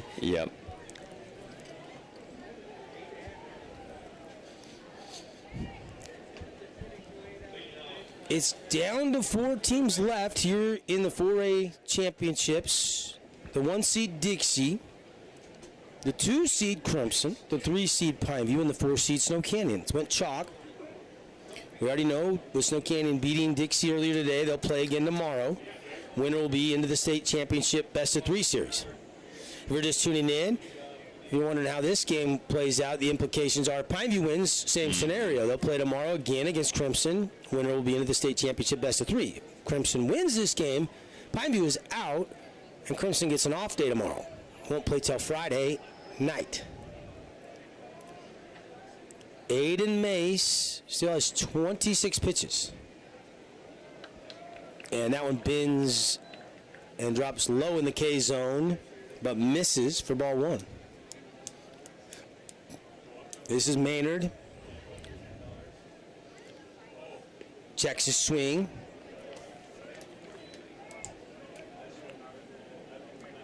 You know, Tate has been all over today. He started at third. He moved to short. And he hits a shot to short, and Roundy deep in the hole. The throw. Oh, wow. Dun-dun-dun, dun-dun-dun. My. The spin move worked perfectly to get the balance and the oomph on it, huh? Whirling Dervish makes a wizard play over there at shortstop, and still has something on the fastball, apparently, because he got that over there pretty quick. Nice job. Cole and Kristen have to have the ice ready at the Roundy boys' house tonight, huh? First out. Shot up the middle. And Logan West swinging it well tonight. Right back through for a sharply hit single. His second hit of the game. Yeah, seeing it well. Hitting it on the screws there. First pitch. Jumping on it. Giving a chance here at the top of the order to keep it rolling with 1 out. Here's Petey Soto, top of the order. Yeah, I mean, we'll have to ask Coach Abbott, you know, maybe after the state tournament, but, you know, it's tough. I mean, we saw Coach Gibson have to make some really tough decisions. You got to go with your gut, and when do you go to the pin, and who do you bring in? In state tournaments, Dixie went through a couple pitchers earlier today. Couldn't find a guy to slow down those Warriors' bats. Well, it's like as a runner goes, Logan West takes second, but it's as if you're coaching 2 games at once almost, you know, because you're forecasting so much to the next game, and you've got to, you know, especially if you're not in a do-or-die situation like Pineview is right now with Crimson Cliffs, maybe wanting to save Morris, but now they got to use them. I mean, they do anything to have to not play tomorrow and get a full day off.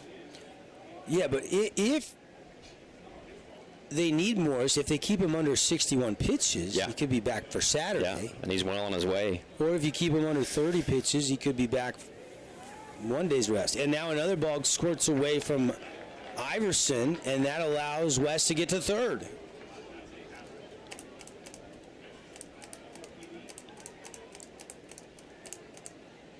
There's only been, 3 innings where we haven't had runs scored. It looks like we're headed for another inning with a run scored because 1 out. The bunt attempt is laid down and squeezes on, and he's going to score, and everybody is safe. How about that? What a play. I didn't see that coming. With West at third, he was coming all the way. They trust Soto to get that down on a 2-1 pitch, likely going to see one in the zone, and he just soft little bunt lays it down like a swaddled baby on the turf, and easy score there for the Mustangs. Nice job. And we've seen Coach Abbott trust 1 through 9 to put bunts down this year. Soto, clearly one of the best. Small ball and practicing the small ball like the bunting and defending against the bunt. He comes in very handy in the state tournament when you're trying to manufacture runs, and that was a squeeze. I don't think it was a safe squeeze either. No, he was coming full blast. Yeah, I mean, that's a lot of trust in Petey Soto, right? Yeah, for sure. Because if he pops it up, that's a double play. 11-9 now on the We Win Injury Loss scoreboard. Mark that down as another candidate for the play of the game. Again, we'll name the Appliance Wholesalers Plus Playmaker Play of the Game in our Johnson Pediatric Dentistry post game. And, man, can anybody wrestle the player of the game, the Ernie's 2 Sinclair Station Player of the Game away? it's been kind of tossed around to 3 or 4 guys. Yeah, some huge plays for both teams. And right now I'm leaning offensive because it's 11-9. Yeah. Pitching is getting a little bit more scarce here in the nightcap on a Wednesday. Game 4 for the Panthers here at Hurst Field. And might hit the ice bath after this one. Just because you're sitting in sauna, a.k.a. the press box. Yeah, I'm getting sore. I just heard the guys down in the press box say it's cooler outside than in the press box right now. I believe it. In between innings, I'm going over to the swamp cooler trying to cool off. And a hot shot by Baldwin. That gets through. Soto's going to easily get to third. They might even take a chance. No, they're going to hold him. Only one out. But Soto can fly. Another manufactured play because that would have been a routine out. But with the runner going on a hit and run, shortstop had to pinch over towards second base, and it went right to where he was for a base hit. Jager Baldwin is 3 for 3 tonight. And the other at bat, he was hit by a pitch. He is... balling. We were talking about this, a couple broadcasts ago. I don't remember what game it was. How Jager Baldwin, I remember early in the season, I was looking at his stats, he was like 179. He was hitting in the 9 spot, and he wasn't even in the lineup every day. Yep. And if you look at Jager's batting statistics now, and he has climbed up to 311 coming into this game tonight. Sensational hot streak going for Baldwin. He's probably more like 325 right now with the 3 for 3 night. Because Baldwin has only appeared in 18 games, so there was some games he did not play in. You look at like Evans and Starley; those guys have been in every game and they played 22. And these stats might be a day or so old, but they're close. And now we got a meeting on the mound again. This is J.P. DeWitt, the pitching coach. And let's see, how many pitches now for Aiden Mace? He's at 19. And it's just tough. I mean, Roundy trying to pitch earlier and coming to pitch again. We knew he had about 80. I think he threw about 75 tonight, gave up 10 runs, 10 hits, all earned, struck out 2, walked 2. Mace, who went into the 4th inning earlier today, threw 74 pitches, so he has 36, and he's thrown 19 of them. He's given up 4 hits, 1 run. And so they're going to lift him and go to Luke Iverson. We'll take a quick 30-second break. Iverson in to pitch. And who have they put behind the dish? Is that Millen? We'll check on it when we come back here to Bruce Hurst Field. 11-9 on the We Win scoreboard. Mustangs leading the Panthers. The real estate market in southern Utah is booming. Before you sell, talk to a Red Rock real estate agent to see what your home is worth. You may be surprised. If you're looking to buy a home, check out all their listings at redrockrealestate.com. We're the best real estate company in southern Utah 2 years in a row. Red Rock Real Estate. Ernie's Suits and Claire Stations want to wish Region 10 athletes the best of luck this season. And stay tuned for the Ernie's Player of the Game. Don't forget to grab an Ernie's reward card that allows you to save on fuel and earn points for every dollar spent in store. Get your card today. Ernie's, St. George, Hurricane, Cedar, and Beaver. Tonight's game is sponsored by We Win Injury Law. So thank you from the bottom of our hearts. We love you, and we love Southern Utah.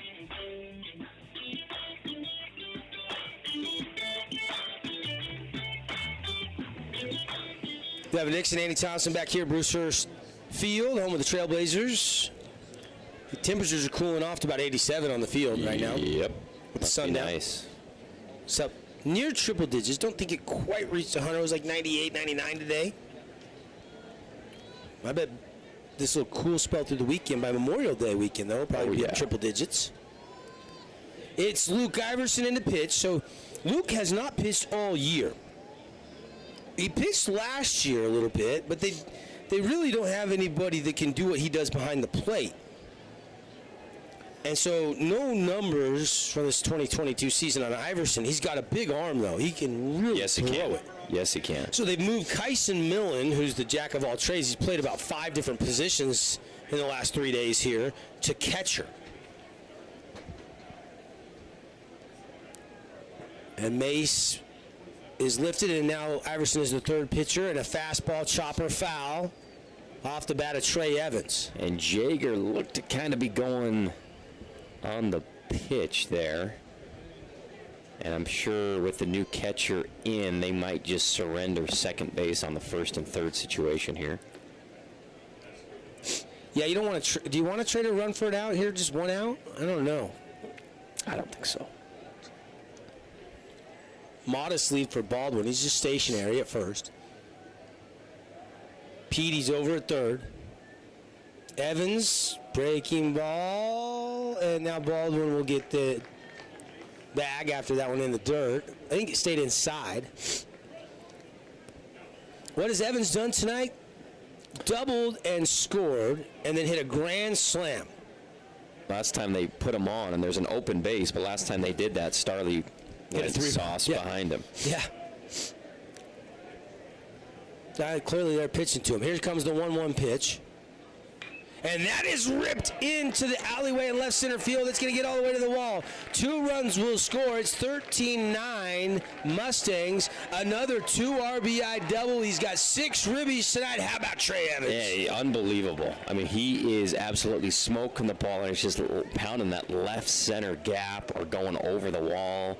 He hit the longest deep fly of the tournament earlier, and just such a fun hitter to watch. Holy cow. Just a sophomore. And it's a catch-22, like we were saying. You can't pitch around him because Starley's ripping the ball, too. Yeah, Starley protects him at 380. Yeah. And Evans' batting average going up, up, up. Evans is he seems like the next big power hitter in Region 10, doesn't he? I mean, burst on the scene as a freshman. He was arguably, him and Boston Vest were kind of the freshmen that burst on the scene last year. Some good freshmen that burst on the scene this year that I think have a lot of upside. Nice breaking pitch there on first pitch for strike 1. Yep.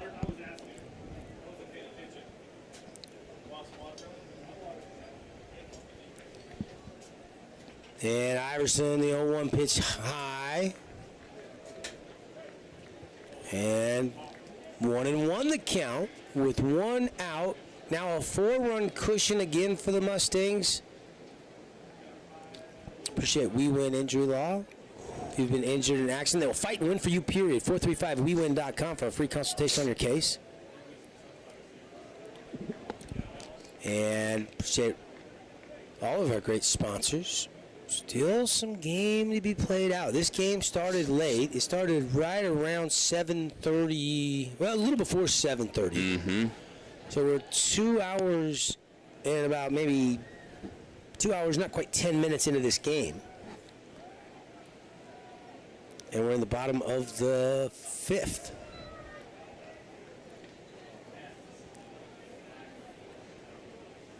Already 22 runs, 25 hits, and 2 errors between these two teams. Been a fun game.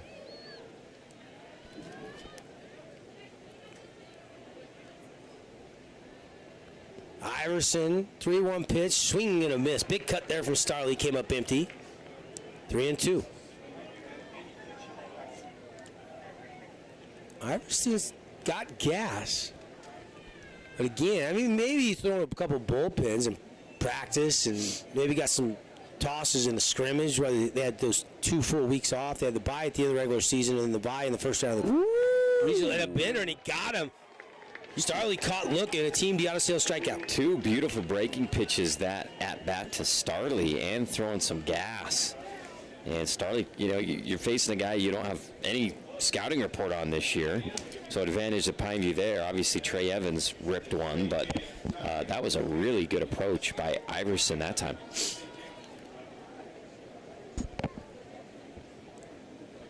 (13-9), 2 down here, bottom 5. Evans is still out there at second after the 2 RBI double. This isn't like in a major league game where they run out of pitchers and they bring in a left fielder to throw 60 miles an hour, you know. Iverson is he's got talent, yeah, as a pitcher. You know, I'm not sure the inner workings of the recruiting process with him going to Utah Valley. Obviously, he's hitting close to 340 this year, and he's a good catcher. And there's another big-time swing by Maynard. This one going back, and it's 1 hops in the dirt on the warning track to the wall, and it's 14-9, another RBI double for Maynard and the Mustangs. Wow, huge shot. I mean, they're hitting The ball deep into the power alleys tonight, or out of the park. Maynard with another huge 2-out insurance run for Crimson. Here comes the InfoWest Speed Up runner. That is number 7 for the Mustangs, which is White. Ty White. Ty White. So he goes in to run for Maynard, who's the catcher in this game. That's Ty Maynard that just ripped the RBI double. That is, what, the 5th double of this game for the Mustangs? Plus they have a grand slam and a 3-run home run. And now another 45 runs already in 3 days put up by this Mustang offense. Amazing. At 31. They are slugging. Monday and Tuesday, and now 14 tonight on 16 hits. Man, them and Snow Canyon are just belting the ball. And Parker Andrus pops that up, out of play. Now, Parker came into play third when Estridge got lifted and they went to Soto on the mound, and Soto went back to short. Andrus stayed in for Estridge, though, and so this is his second AB. He got a hit in his first at-bat. Iverson, 0-2 pitch coming here, and he beamed him. Plunked him on the back.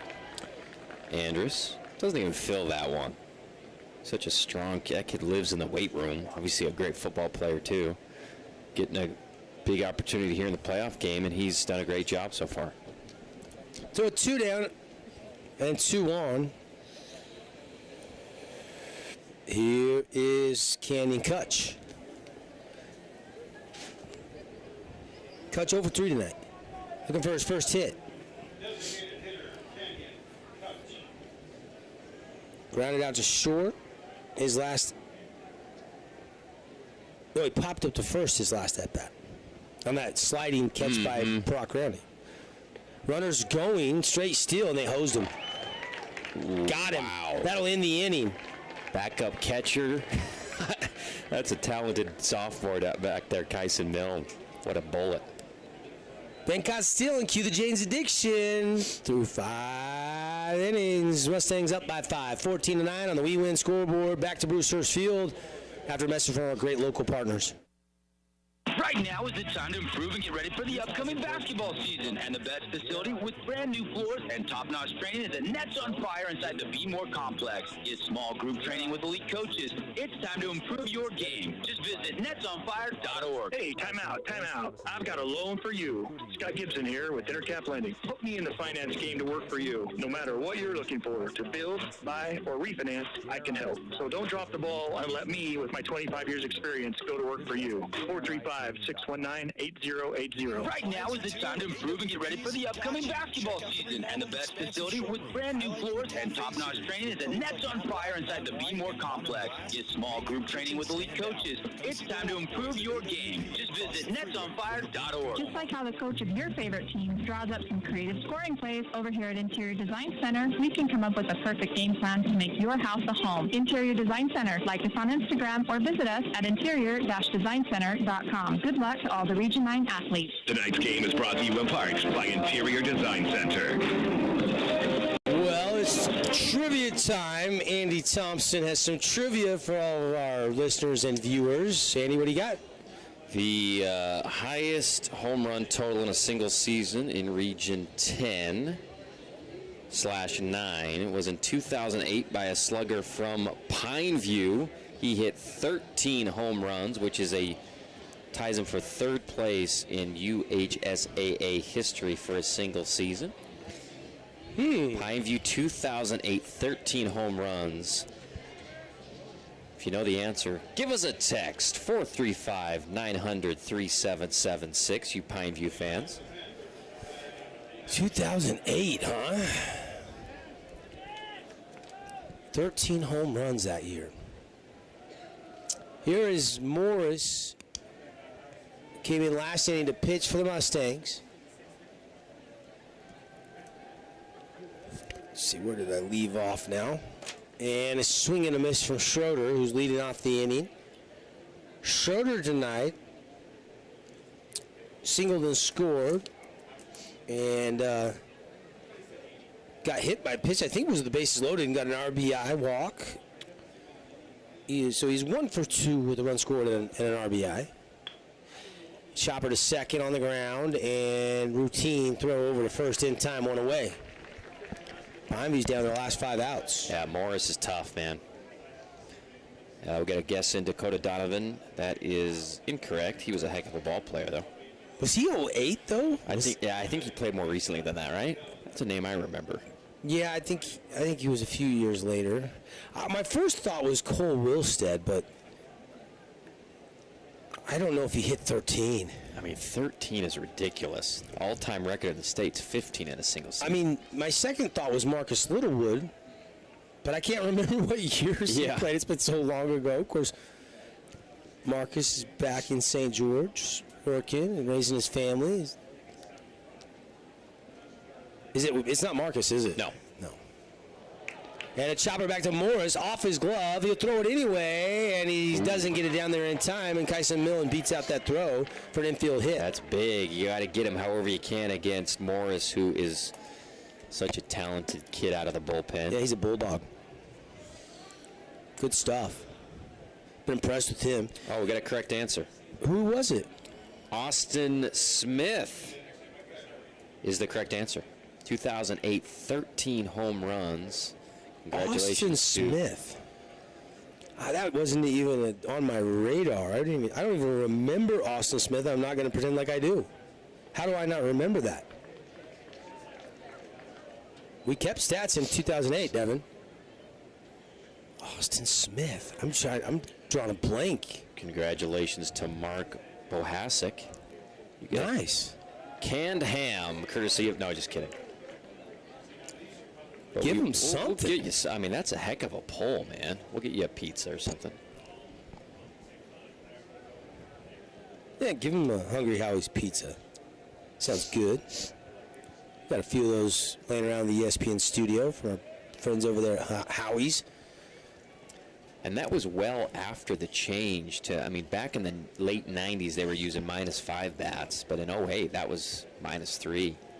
And he still hit 13. That's almost it's half a home run a game, basically. Ground ball over to Andrus. He flings it over to first, short hop. Didn't field it cleanly. Got another base runner for Pineview, D. Wow.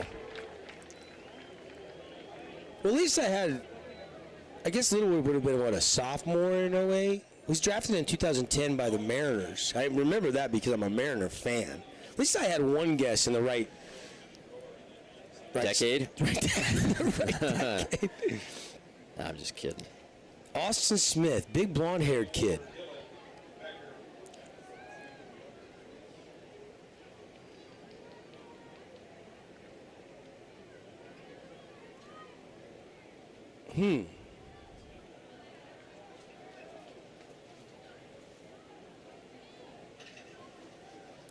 I'm still, now I'm getting lit up on my cell phone.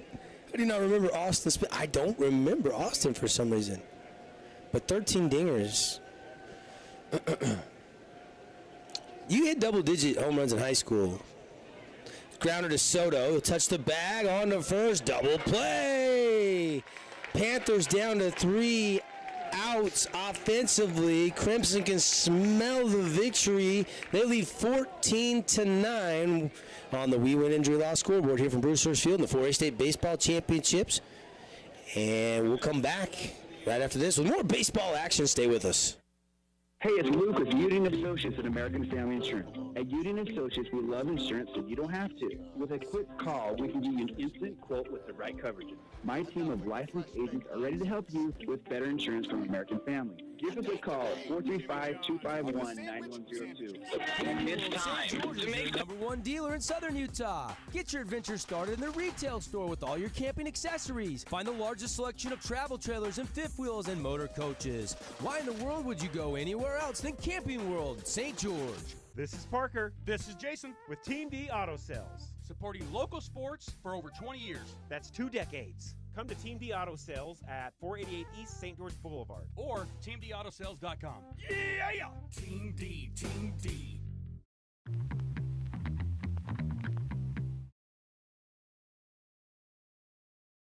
18 holes with carts, get lunch and range balls. It's all included for just $49 per player. Call for tee times and all the details at Fairway Mountain Golf Course in Hurricane. Tonight's game is sponsored by We Win Injury Law.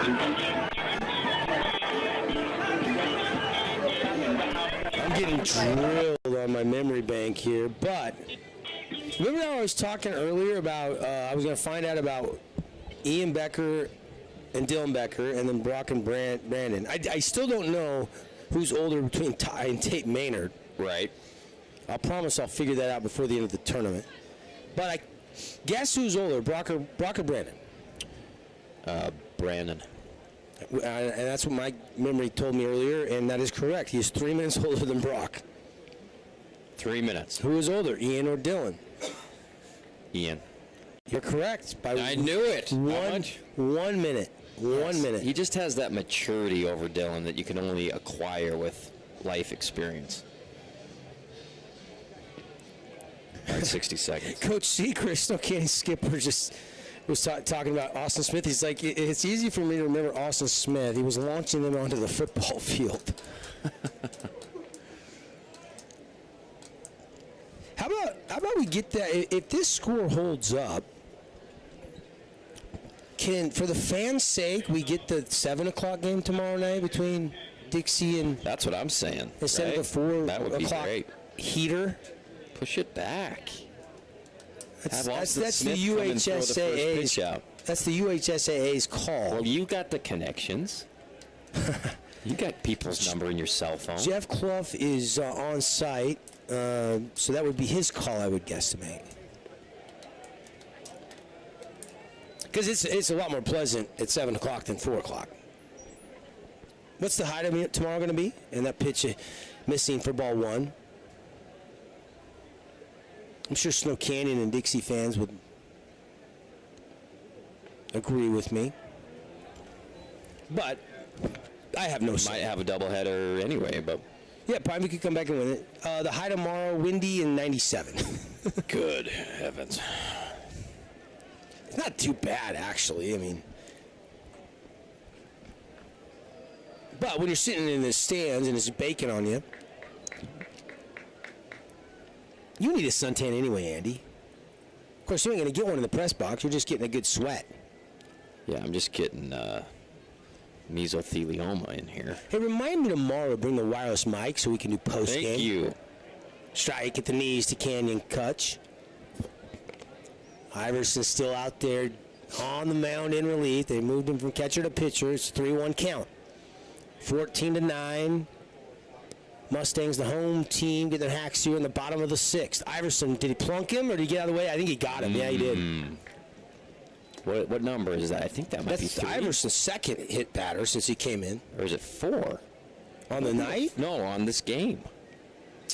No, you go count. No, you don't have to count. I can count. I'll say it's 4 by memory. I don't care what your book says.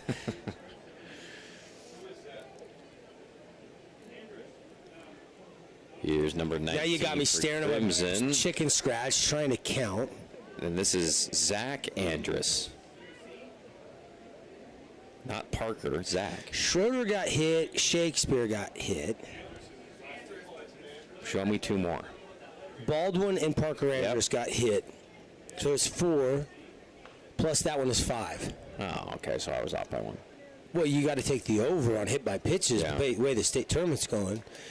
Through the first 2 days, 8 games, we had 30 hit batters. 30. What? This is Zach Andrus, who is pinch hitting. Of course, Prance and Andrus' brothers. Bronson's playing football for the Y now. Of course, he went to Desert Hills High School. He graduated before Crimson was even here. And that one behind Andrew is from Luke Iverson. Almost another hit batter. Good thing he didn't back up. 5-run lead for the Mustangs. Looking for a little more insurance here. 1 on, nobody out, bottom 6. Again, we'll get to the Johnson Pediatric Dentistry post-game show. Who's older, Zach or Parker? Parker. And by how No. many Zach. minutes? Oh. One's a senior, one's a sophomore, Andy, right? There you go. So that's thousands of minutes then. You opened up this trivia can. You're getting pounded? You're making me think late at night. This is game 12 for us here at the park in the last 3 days. So Zach is the senior. So Zach is older. Parker's a sophomore. Chopper, high trouble, and everybody's safe. Schroeder gets to it. It's an infield hit for the senior Zach Andrus. Good for him. A big fella. Big, strong fella. A lot of people know their dad, Nate, runs GNC. Oh, he does? Have you been in GNC? And well, you know no, Nate? he just... These guys are strong guys. He would break your forearm like a twig. And you're not a weakling. Of course, since you got married, I don't think you're lazy butts set foot into a gym. I haven't done a lap pull down. What are you going to do with the summer games coming up this summer? You're going to be like 2 minutes and then you're subbing out. My lungs will be burning. So an infield hit, 2 on. Bender catches the inside part of the plate from Iverson for strike 1 to Logan West. Logan's had a night.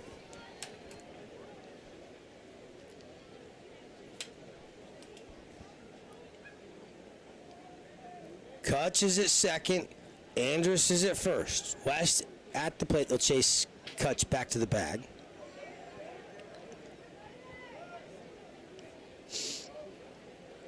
Kutch got aboard with the base on balls. And then the infield single. West checks his swing. Did he go? 0-2. West tonight, 2 for 3. Couple runs scored. Stole a base. Hit a double. Number 9 hitter in the Mustang lineup.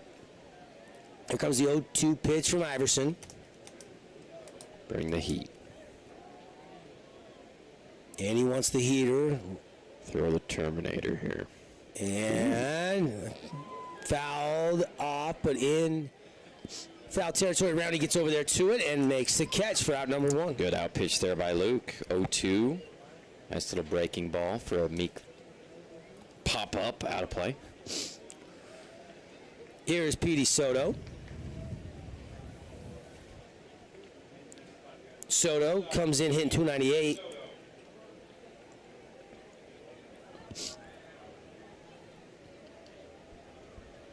Iverson looking. Now he comes to the plate. Bender stays high. Ball 1. Just by a guess, the freshman class through the senior class, all of these 4 teams remaining, how many guys do you think will get a chance to go play next level college baseball? 50%, 40%? I would say you got how many on? I mean, 4 of them going to play at Grays Harbor. Yeah. I would say, yeah, over a third. I would say maybe 40%, which is insane. You know, Dixie's going to have... all levels, I mean. Dixie's going to have some dudes. Guys like GJ going to have a chance to play next level baseball.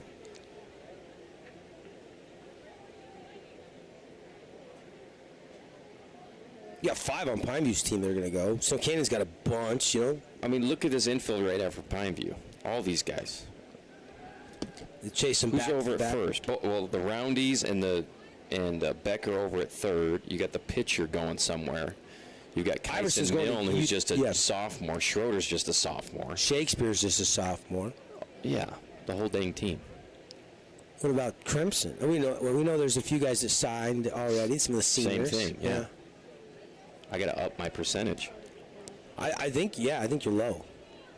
I would contest to you that we put more guys into college in baseball than any other sport, and it's not close. I mean, just look at the class from last year. Landon Fry from Snow Canyon, Mason Strong. Those guys are dudes at the net. Oh, and he plunked him again, and Iverson nailed Soto. And you saw Iverson go to his knees like, oopsie. Yep.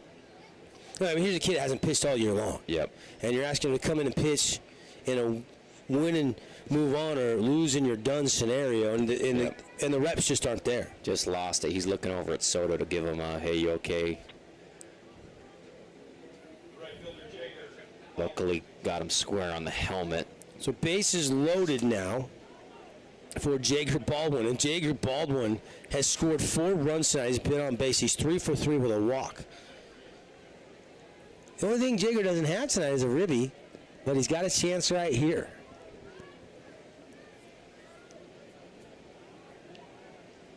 Jager's risen his batting average up over 300, and they moved him to the 2 spot in the order midway through the season. And outside ball 1 from Luke Iverson. 14-9. Crimson 3 defensive outs from winning it. 5 runs away, I guess, if you want to look at it from a 10-run mercy rule here and in it offensively.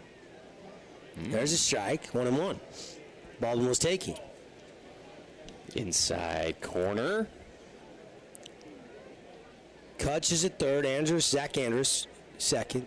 Soto just got hit. He's at first. Nowhere to put JB. Baldwin is swinging a pop-up. Twisting down the line and ranging over is Shakespeare to make the catch and not hit deep enough to tag.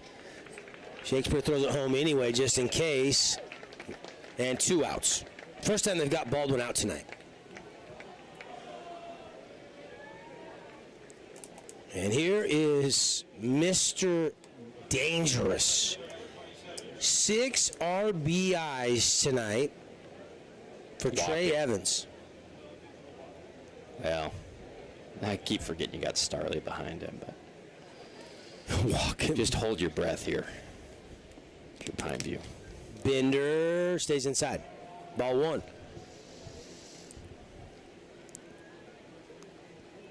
Evans, nothing but baseball year-round, plays a lot of travel ball. His dad, Justin Evans, and his grandpa, Robert Evans, run the Evans hairstyling school in town. Home with the $3.50 haircuts on Thursday. Trey always looks so good with his style, his hairstyle. Trendsetter. His grandpa actually plays a little bit of golf at the men's day over at Green Springs. Really good golfer. His dad, I don't see Justin at the course much. I don't think he plays too often. Too busy pitching to Trey in the batting cage. Ooh, and he plunked Evans. And that is 4 hit batters by Iverson. And that one hurt right in the small of the back. Yep. And another run will come home, and that is now 7 RBIs tonight for Trey. That one hurt the most, though. As Cannon Kutch will come in. And here comes 15-9. Coach DeWitt. And timeout brought to you by the Scott Gibson team at Intercap Lending. Looking more and more like the Mustangs are going to get an off day tomorrow. I would surmise Bo Sampson would be available to start if this score holds up. Not over yet. Pineview's still got the top of the 7th, but he would be ready to go for Friday. Game 1 against the winner of tomorrow's Dixie Snow Canyon game. That is right now scheduled for 4 o'clock, but if there's no night game, you could see maybe the UHSA bump that game back. Absolutely. I think that's let people get off common work. sense, yeah. Well, and the UHSA are going to get a bigger gate. That's what I'm saying. Cooler temperatures all for about fans. the almighty dollar with them. And no, not necessarily. I'm just kidding. I'm lobbying. I'm lobbying for the later. It's better for everybody. I need to catch up on some work tomorrow, and my golf clubs are getting rust on them. Some golf. Yeah. Putt at Fiesta Fun. Midday special. So Starley is the batter. They're checking on Soto. He got plunked up high around the shoulder area, and they maybe had a necklace or something on, and was that what it was? Had to take that off or something. Yeah, I think you're right. Thought maybe for a second they were working a knot out or something. Yeah. So Zach Andrews at third, Soto's at second, Evans at first for Breck Starley, and Coach McClellan's going to walk out, have a word with Kevin Howard, our home plate umpire. What's this about? Civil conversation. Yeah, I have no idea what this is about.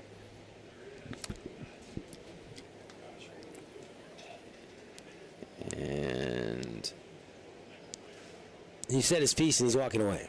Yeah, he said 15-9, Mustangs lead the Panthers.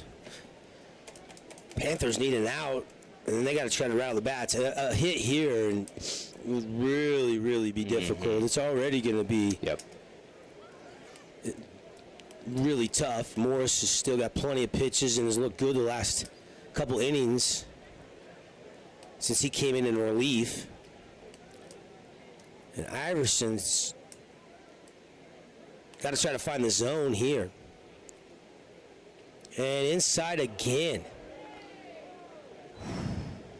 Rushing Starley back. Yeah, that was a heater, too. Hey, you know, after hitting a bunch of guys, I mean, you get in the box, you're almost like, Maybe I'll back off the plate a tad, right? Stand out of the batter's box, can't do that. And a swing and a mix by Starley. Stayed in there, fastball and couldn't find it. 1-1 the count. Starley hit a 3-run bomb in this game. He is 3 for 4 with 5 RBIs and 2 runs scored. He's having a monster night. Got to start on the mound, went 3 innings. Breaking ball that breaks late. A little more chin music. He's just out of pitching. It was really Brock and Brandon all year. And with this being their second game today, they try to turn and spin the wheel, but Brandon Roundy was not coming. But good thing Iverson threw it to where Roundy was, not the bag, or another run would have scored. Is that Iverson just buying himself time, or was that really a call? Because if it did, it didn't get relayed to the shortstop. Yeah, I think he was freelancing there. Check swing on the hands, and it's 2-2. Yeah, Breck's frustrated at himself, but that was hard to avoid. Past 10 o'clock, so this game now about 2 hours and 35 minutes. 28 hits, 24 runs, 3 errors combined between these two teams so far tonight. That time the wheel was on, but no throw from Iverson. Roundy was racing to the bag. I mean, you don't want to throw it into center field here. I mean, Iverson just needs to try to get a K. He's got 2 strikes. Breaking ball. Oh, mama. Where was that at? Ball 3. Man, I thought he was going to get that call 100%. Must have been. Looked belt high. Yeah. Didn't look off the plate from up here, but ball 3. Here comes the payoff pitch. Iverson and Starley. Starley's had a monster night. Iverson's been erratic. Everybody's starting to go, and he lost him. Ball 4. And Soto takes a big turnaround third, but Millen goes and gets it, and Soto will race back to the bag. And it's 16-9. Yeah, tough break for Iverson. Threw a really good pitch, 2-2, and then missed everything there on the payoff pitch. Another RBI for Breck Starley tonight. And here is Maynard. Ty Maynard. Been catching all night long. And that's a nice luxury to have. You got, Maynard, Kutch can catch, and of course Breck Starley can catch. They got a lot of catchers. And he plunked him again, and Maynard not happy about it. He throws the bat down. Is that the 5th? And I think Iverson's saying, I'm done. Yeah, the base is loaded. He just doesn't have. He just didn't have it. And they're saying we're gonna have to bring in another guy who hasn't pitched probably. I think Maynard looked at the dugout like, I just don't have the command right now. I don't think he's trying to hit anybody on purpose. No. He's ticked off every time he does, and Just can't. I mean, he just hasn't pitched all year. And, you throw a lot of baseballs as a catcher, right? You're throwing it to first, behind runners, to second on stolen base attempt, back to the pitcher all year long. I think that's Brady Barney. Yeah, and they're going to bring in Barney. Pitching change will step aside 17-9 now. Another hits batter. And we'll be back. Crimson punching their ticket nearly there to the state championship, which will start on Friday with an 8-run lead. We'll be back. This is Parker. This is Jason with Team D Auto Sales, supporting local sports for over 20 years. That's 2 decades. Come to Team D Auto Sales at 488 East St. Louis Boulevard or teamdautosales.com. This month, InfoWest would like to give all new customers who sign up for InfoWest high-speed wireless internet $100. This is a limited-time offer for new customers only. For details, go to InfoWest.com. Isn't it time to come home to InfoWest? The internet people. I asked Grandpa to go in the backyard and play catch. He says, my back's been killing me. So you know what I did? Research. There is a clinic right here in St. George that can help Grandpa. They're called Anodyne Pain and Wellness. They can help you too. Look them up on your smartphone. Ace is a place with a helpful heart. See Hearst first this month for great deals on red hot buys at Hearst Ace Hardware. Make sure and get an Ace Rewards card for savings around the house, the yard, or the job site. Stop by Hearst General Store Ace Hardware, conveniently located in the heart of downtown Cedar City and St. George. Tonight's game is brought to you in part by Nets on Fire.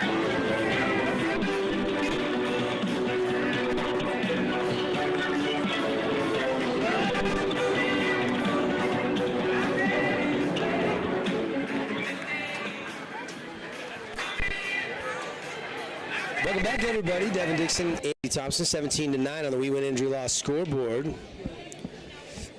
And Brady Barney in the pitch for the Panthers. Are you surprised that the coach Mack left Iverson out there that long? Just didn't have it. You could clearly tell after about the third guy he faced. But he's a senior and you're out of pitching, so. Yeah, they're just in an impossible situation, obviously. But, yeah, feel bad for Iverson. Did all he could, but clearly just didn't have the command. 0.5. Yeah. And everyone was unintentional.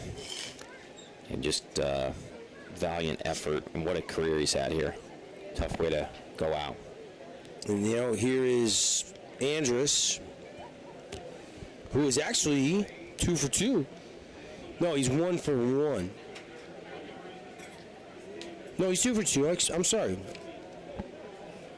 He came in the third, pinch hit for Estridge when he was done pitching and got 2 hits and was also hit by a pitch. So he's been on base 3 times.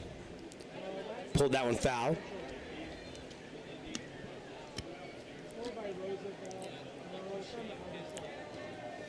So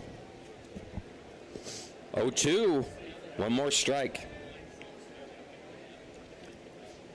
This disaster inning could be over for Pineview. Barney has that one hit hard coming in. Shakespeare diving catch. Did he squeeze it? Yes, he did. And he's good. The sophomore Shakespeare diving catch, but not before they add a bunch more. And it's 17-9 on the We Win scoreboard. And Pineview's down to their final 3 outs. Can they rally? We'll find out when we come back here to Bruce Hurst Field in the 4A State Baseball Championships. Don't wait to hit the open road. Come visit Camping World of St. George this spring and start your next adventure. A newer used RV will give your family freedom and flexibility so you can visit the great outdoors in 2022. Come visit us today where we have travel trailers, fifth wheels, and motorhomes in stock now, as well as RV service and a full retail store. Don't wait to get your next adventure started today at Camping World in St. George, just off I-15 and Bluff on 1500 Hilton Drive. Now's the time to book your summer training at Intermountain Sports Performance. Registration is open for ground force, speed, and agility classes for ages 8 to 14 at Little Valley, Crimson Cliff, Hurricane, and the Be More Complex. Train all summer for just $180 to $200. We also have elite individualized speed and power training specials at either of our 2 locations for all sports, all ages, and all levels. Early bird pricing is available now, and prices go up May 1st, so act fast. Capacity is limited, so visit us on Instagram at SCG Acceleration or call 251-2299 to reserve your spot. Tonight's action is brought to you in part by Ernie's 2 Sinclair Station. That will be be naming the Ernie's 2 player of the game here. I mean, right now, Breck Starley and Trey Evans, your leading candidates. They've combined for, I think, 13 RBIs of the 17. The Bash Bros, man. Yeah. They brought them. Who's McGuire? Who's Canseco? McGuire is Trey, and Canseco is Big Brex. Except Brex is a much better fielder than Canseco. Mustangs need a touchdown and a 2-point, or excuse me, the Panthers need a touchdown and a 2-point conversion to tie this game. They're down 8. And some turnovers. And here is Brady Barney, number 9 hitter. They'll be back at the top of the order for the Panthers. Brady's hit the ball well today. Yeah, you're right. From the 9 hole. And shot to short. Ooh. High chopper snagged by Soto. Throw high, and Barney is going to be safe. Soto kicking the dirt. He missed on that throw. Little by little. He made a great reaction to get it off the tough bounce off the lip. But trying to recover to your regular throwing motion after that was tough. Yeah, you left it high. You love the hand-eye coordination to just adjust and snag it with the mitt because it definitely altered course. But the throw is high, and Barney is safe. That's the 4th error for the Mustangs. They want to clean that up. I'd like to see moving forward. I'd like to see Luke hit this one 500 feet.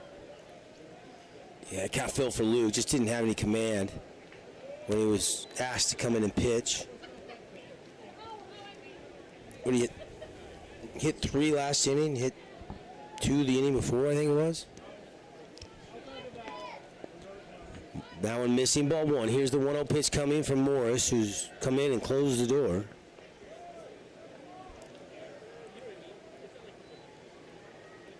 For now, not over till it's over. It doesn't look good for Pineview.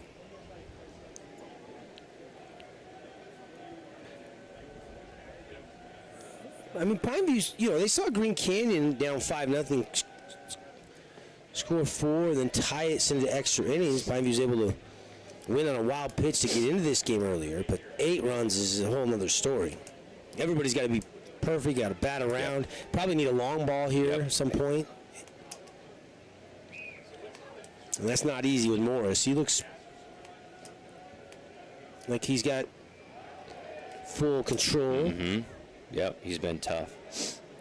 That one missing inside, I think. You can see Maynard's reaction. He thought it was a strike. They didn't give it to him. 3-1. Trying to paint that inside part of the plate.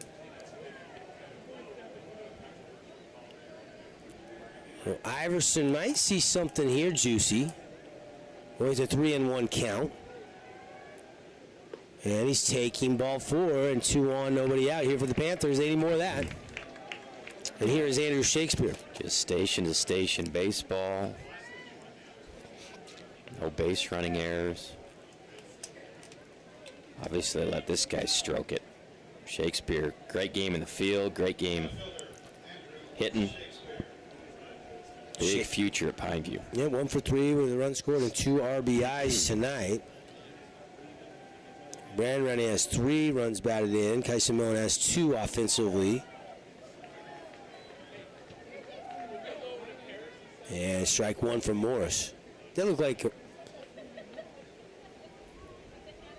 had some gas on it after maybe a little frustration that he lost Iverson.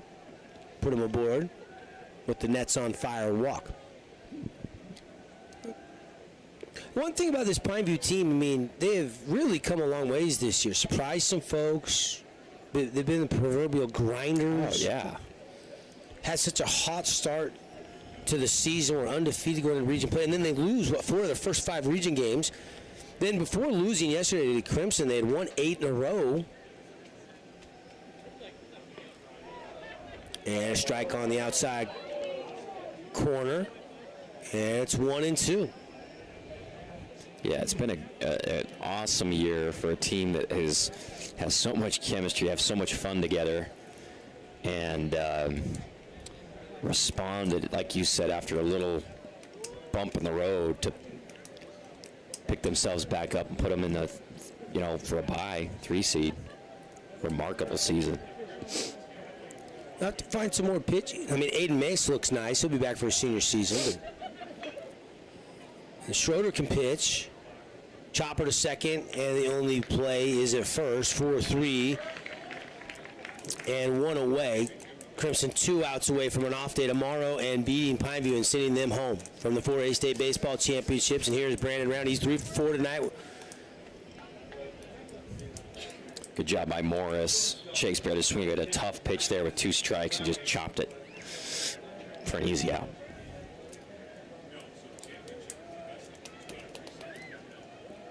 Morris has the sign. Leg kick, the pitch, Bender didn't get back to the plate. Had a lot of movement to it. Yeah, it did. Brandon was kind of stepping out of the way, and it almost got back to the plate. Morris will be back next year, maybe as a state champ, although Dixie and Snow Cane still have a lot to say about that.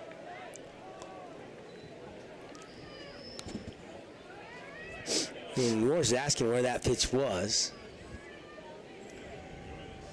2-0 the count. Runners on second, third. Brandon Roundy in what will probably be his last at-bat as a Pineview Panther.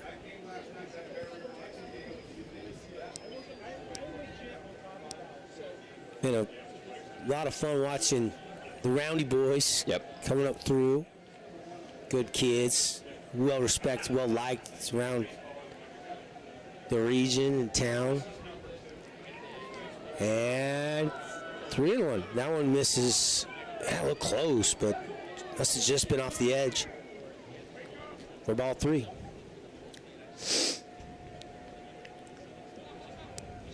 Morris doesn't seem rattled by that one. The other one, I think he asked where it was. That one just got it back and ready to go. Here's the 3-1 pitch, right down the middle. Full count. That's what you like out of your pitcher, right? Yeah, Battling doesn't care about what the situation is. What the situation is. He's fighting for himself out on the mound and battling back to a full count. Grounder here, maybe a double play ball, but runners on the second, third round. He's going to get one more high school baseball hit.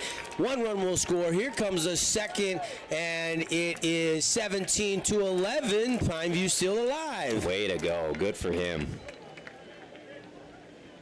2 RBI knocked by Brandon Roundy, and Brock Roundy will step in. Good way to end it. Better than walk in your last plate appearance. Rip a single for 2 ribs.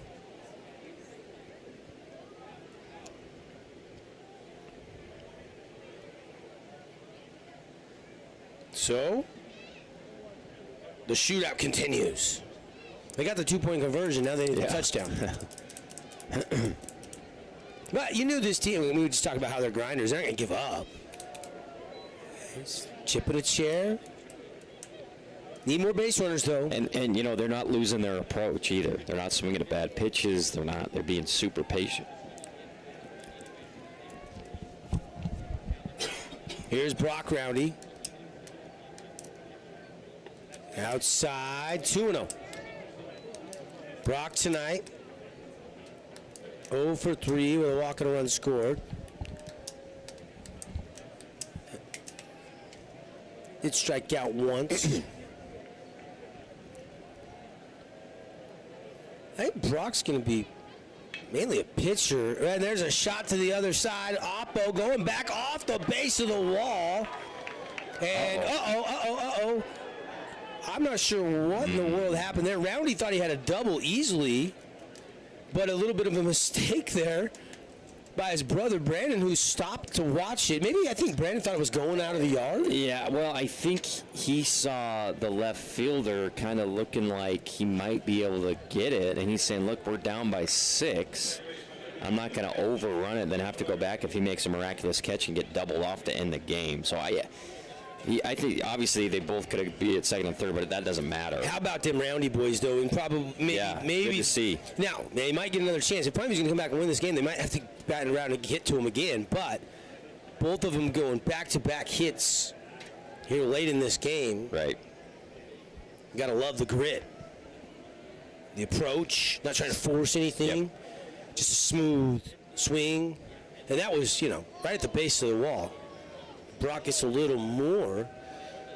He would have cut it to 4. Bender to Schroeder, doesn't get back over the plate. Nash tonight, 1 for 3 with an RBI and a run scored. The offense hasn't been the problem tonight. It's been the pitching for Pineview. They just kind of ran out of it. You only had Roundy for a max of 80 pitches.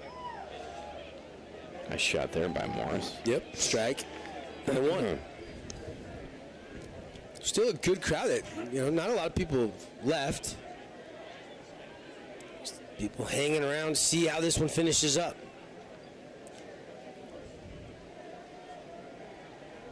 Including you and I, AT. And I know it's getting past your bedtime. I know you're looking at the clock. Hopefully the little bub doesn't keep you up all night so you're fresh for tomorrow. That would be nice. I'd love to pinch hit. Somebody have to come and sleep. You know what's the in worst? my house so I can go to a hotel. The worst was when my wife figured out that my son, if he woke up in the night and wanted to go back to sleep, if I drove him around the block a few times in the car seat, he'd fall right back asleep. That was the worst. Getting up, getting in the car, put him in the seat. Ooh. So hopefully you don't have to do that. Right into Andy's living room. Right between my eyes. That foul ball. I didn't even try to catch it. Like if you wouldn't have killed me. Good things the plexiglass windows, I think, so they don't shatter. Although they do have some cracks in them. That came right at us. That's the first time that's happened. That'll wake Andy back up. He won't be able to sleep tonight. He's going to have nightmares about that one. Morris rocks, fires, and Schroeder fights it off. A Fabulous Freddy's foul ball. Don't forget those coupon books are on sale. Your 2 Southern Utah Fabulous Freddy's. Stock up and save. Get the gift for Dad for Father's Day. Sale ends on June 19th, which is U.S. Open Sunday. Yeah. Can't wait for next year. The U.S. Open is. Phil going to be able to play? I don't know. Phil should be defending his title at the PGA Championship. Yeah. I don't want to talk about that right now. Yeah. 1-2 pitch. One out here, and Schroeder goes down the line. It drops fair. And it's going to kick around, and Schroeder's going to have 1 RBI. They're going to send the runner, and then late breaks by Brock. And he's going to dive back to the bag, throw to third, not in time. It's an RBI single by Schroeder. And here come the Panthers. They're not dead yet. Nice shot by Schroeder. That one touched chalk, Devin. I mean, that was right down the line. And no reason to, good job there by Coach McClellan. You need 5 more runs. Don't get thrown out at home. With Morris showing a little wear here in the 7th. Good wheels by Nash to get around. So Brandon Roundy comes home. Brock's now over there at third. And here comes Coach Abbott out of the Mustang dugout. And certainly Coach Abbott feeling pretty good going into this inning, and now maybe a little bit more of a pitter-patter in the old heartbeat. Yeah, good for Pilot. I mean, it sounds cliche, but this is a gritty group. If anybody's going to make a situation like this close, it's going to be this Panther team. 31 hits, 29 runs have been scored tonight between these 2 Region 10 rivals. Morris is going to stay in. Coach Abbott's just trying to settle him down. Tell him a joke or something, Justin.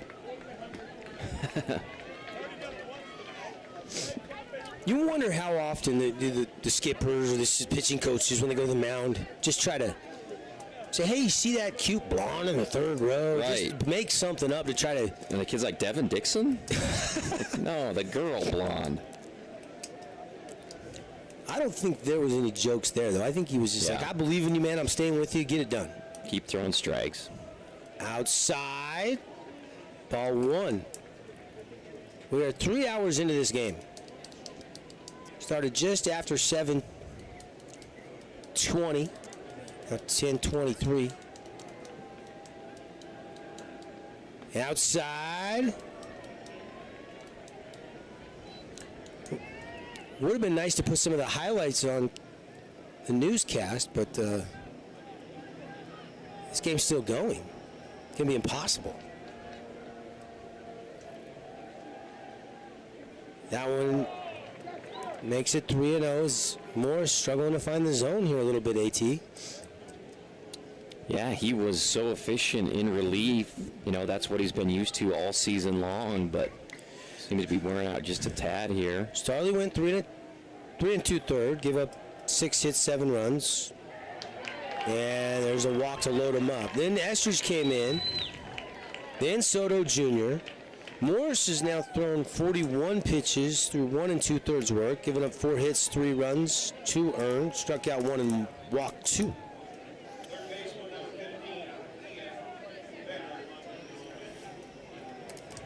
And here is Ian Becker. Tying run on deck for Pineview. And it's a Becker.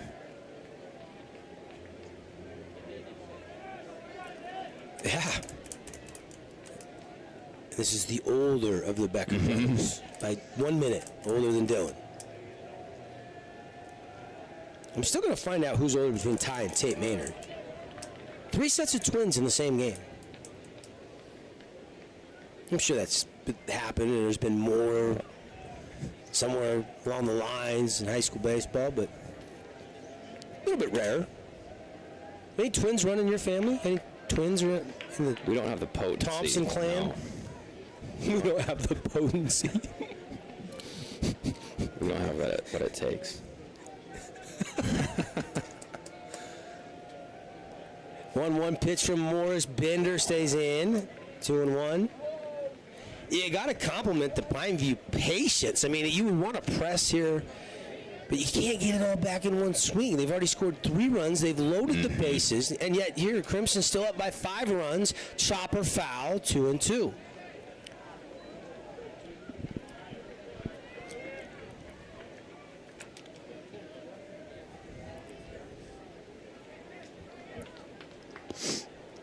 Andrus at third, Soto's at short, Maynard at second, Starley's at first. Morris trying to get 2 more outs for the Mustangs. Becker fights it up and out of play. Another fabulous Freddy's foul ball. Eventually, we're going to get to the Johnson Pediatric Dentistry post-game show. We'll recap the day, all the scores. We'll set the table for tomorrow. Will we have 1 or 2 games? Pineview's trying to make it 2, but they've still got a lot of work to do, but they've got them loaded up. One swing of the bat, this could be a 1-run game. And yet the tying run is on deck. And there is strike 3. Ian Becker goes down looking. Out number 2. That's a big one for Morris. I mean, well, that's right on the edge, and Becker's trying to beat. That's tough. Nice pitch by Morris. So here's Dylan.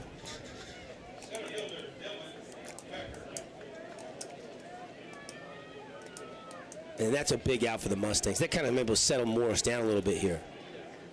17-12. Crimson with a 5-run lead. 1 out away from a best-of-3 series against the winner of tomorrow's Dixie Snow Canyon game if they can hold on here.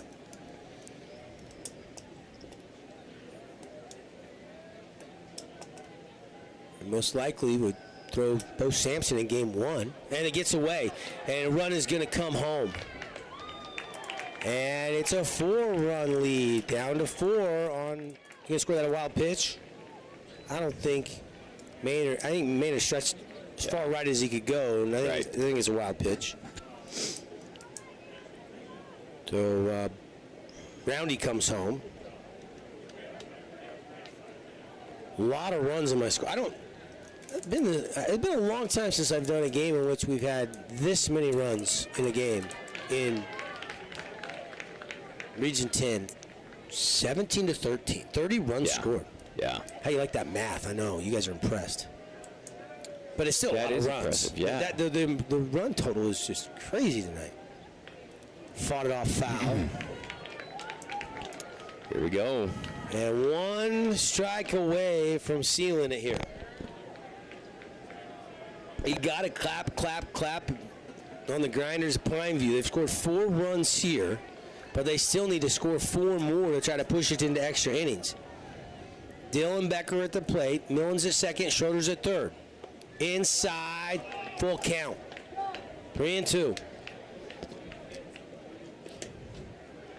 Coach McClellan Giving some encouragement here to Becker. 3-2. We'll see. Got to protect, obviously. 54th pitch in relief from Morris. And he lost him. Bases loaded again. Everybody now watches the tying run come to the plate and Brady Barney. Amazing.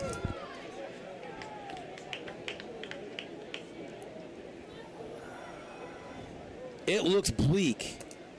It still doesn't look likely, but it's now possible. Sure, of course it's now it is, possible. Down. Barney doesn't have a dinger this year, but he's got 3 doubles, 12 ribbies, and he's got Luke Iverson behind him. So they needed a touchdown and 2-point conversion. They're down 8. They got a safety and a field goal and an extra point. I mean, however you think, 2 safeties. They had 2 safeties.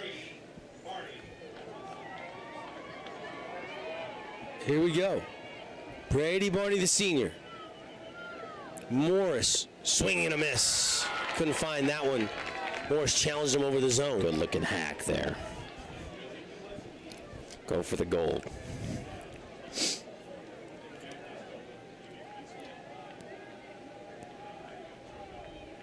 Wind up and the pitch outside. 1-1. Good eye there by Barney. That had to be tempting.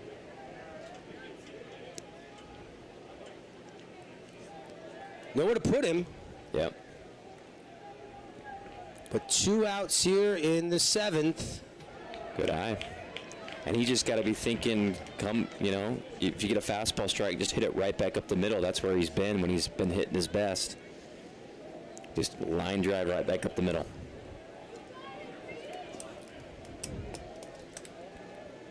And the 2-1 delivery, and it's popped up, foul territory. Is there going to be room over there? Racing over, right against the fence. He goes over the fence, can't get to it. Great effort. Yeah, good job by like an antelope. Jacob Baldwin out there in right field. Tracked it as far as he could and then some as he goes over the fence. But new life. But again, Pineview down to their final strike. Fans making some noise. It's awesome. I don't know who they're cheering for. It's pretty split here. We're getting a little late drama here on a Wednesday night in the 4A State Baseball Championships. Bases loaded. Tying run is at the plate. The 2-2 pitch from Morris. Swing on and nubbed out to second. Game over. Crimson finally wins it. Took forever, it feels like, to win it, but they finally do. Final is 17-13. Wow. Amazing effort by Pineview. Made it as hard as possible. 4 runs in the last inning, scraping. Nobody thought they had a chance, and they had the tying runner up at the plate. Barney, with a really good at-bat, just got jammed there for the last out of the season for the Panthers. What a season. Yeah, and the Panthers should not hang their heads. What a great season. Congratulations to Coach Mack and the Panthers. Fun to call these seniors games. And the Mustangs punch their ticket to the title game on Friday. They will meet the winner of tomorrow night. It's the only game we'll have tomorrow night. Spokane and Dixie. We'll have it for you right here on the live stream as well as on 97.7 ESPN. Let's clean it all up, talk about it in the Johnson Pediatric Dentistry postgame show after this timeout. Again, the final on the We Win scoreboard, 17-13. Crimson beats Pineview. When it comes to your child's teeth, Dr. Cody and his experienced staff at Johnson want to wish Region 10 athletes the best of luck this season. And stay tuned for the Ernie's Player of the Game. Don't forget to grab an Ernie's reward card that allows you to save on fuel and earn points for every $1 spent in store. Get your card today. Ernie's, St. George, Hurricane, Cedar, and in Beaver. Since 1946, Wilkinson's House of Lighting has been a fan of all Southern Utah high school sports. These are special kids. Help us celebrate these young men and women and all the student athletes by getting out to the games and cheering them on. From Wilkinson's House of Lighting.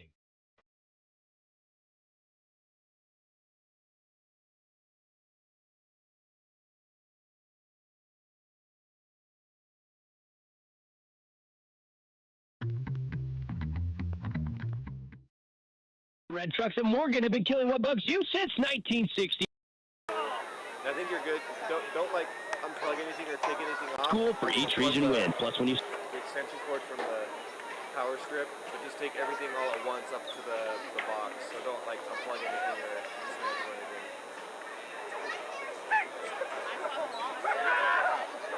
Yep, and then just take it all in one. Johnson Pediatric Dentistry post-game wrap-up show. Appreciate Dr. Cody. New patient special is $79. The exam, the x-rays, and the cleaning.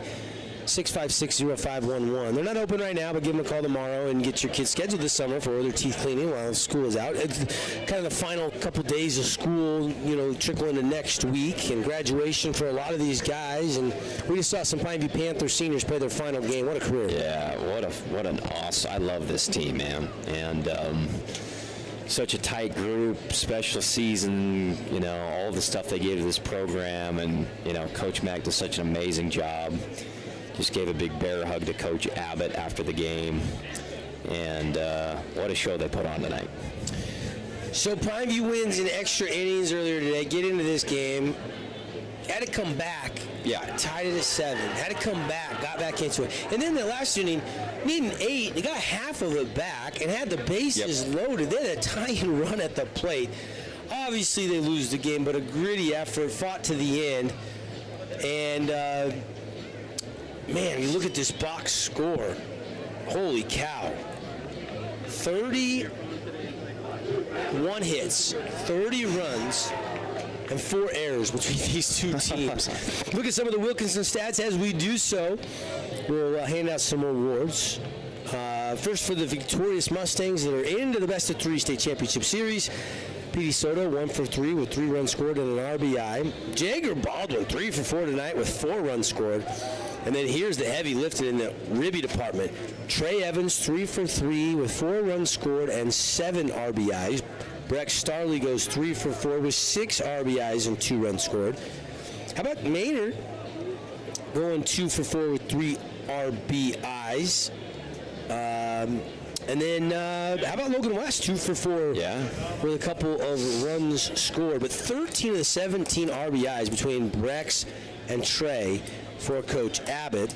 For the Panthers tonight, Iverson ends his career 1 for 4 with 2 RBIs. Shakespeare, the sophomore, another 1 for 4 performance with 2 ribbies. Brandon and Brock Roundy, way to go out, fellas. 4 for 5 for Brandon with 3 RBIs and 2 runs scored.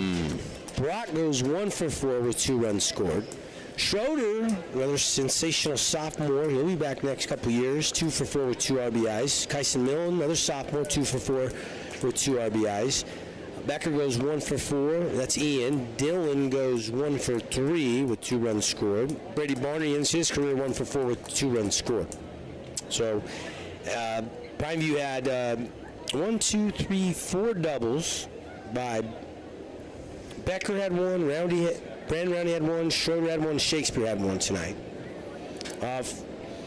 4 doubles for Crimson, West, Evans, Maynard, and Starley, and 2 home runs. A grand slam by Trey Evans and a 3-run bomb by Brex. Let's open up the conversation for our Ernie's 2 Sinclair Station player of the game. Got to go offense tonight, don't we? I think you got to probably go Trey.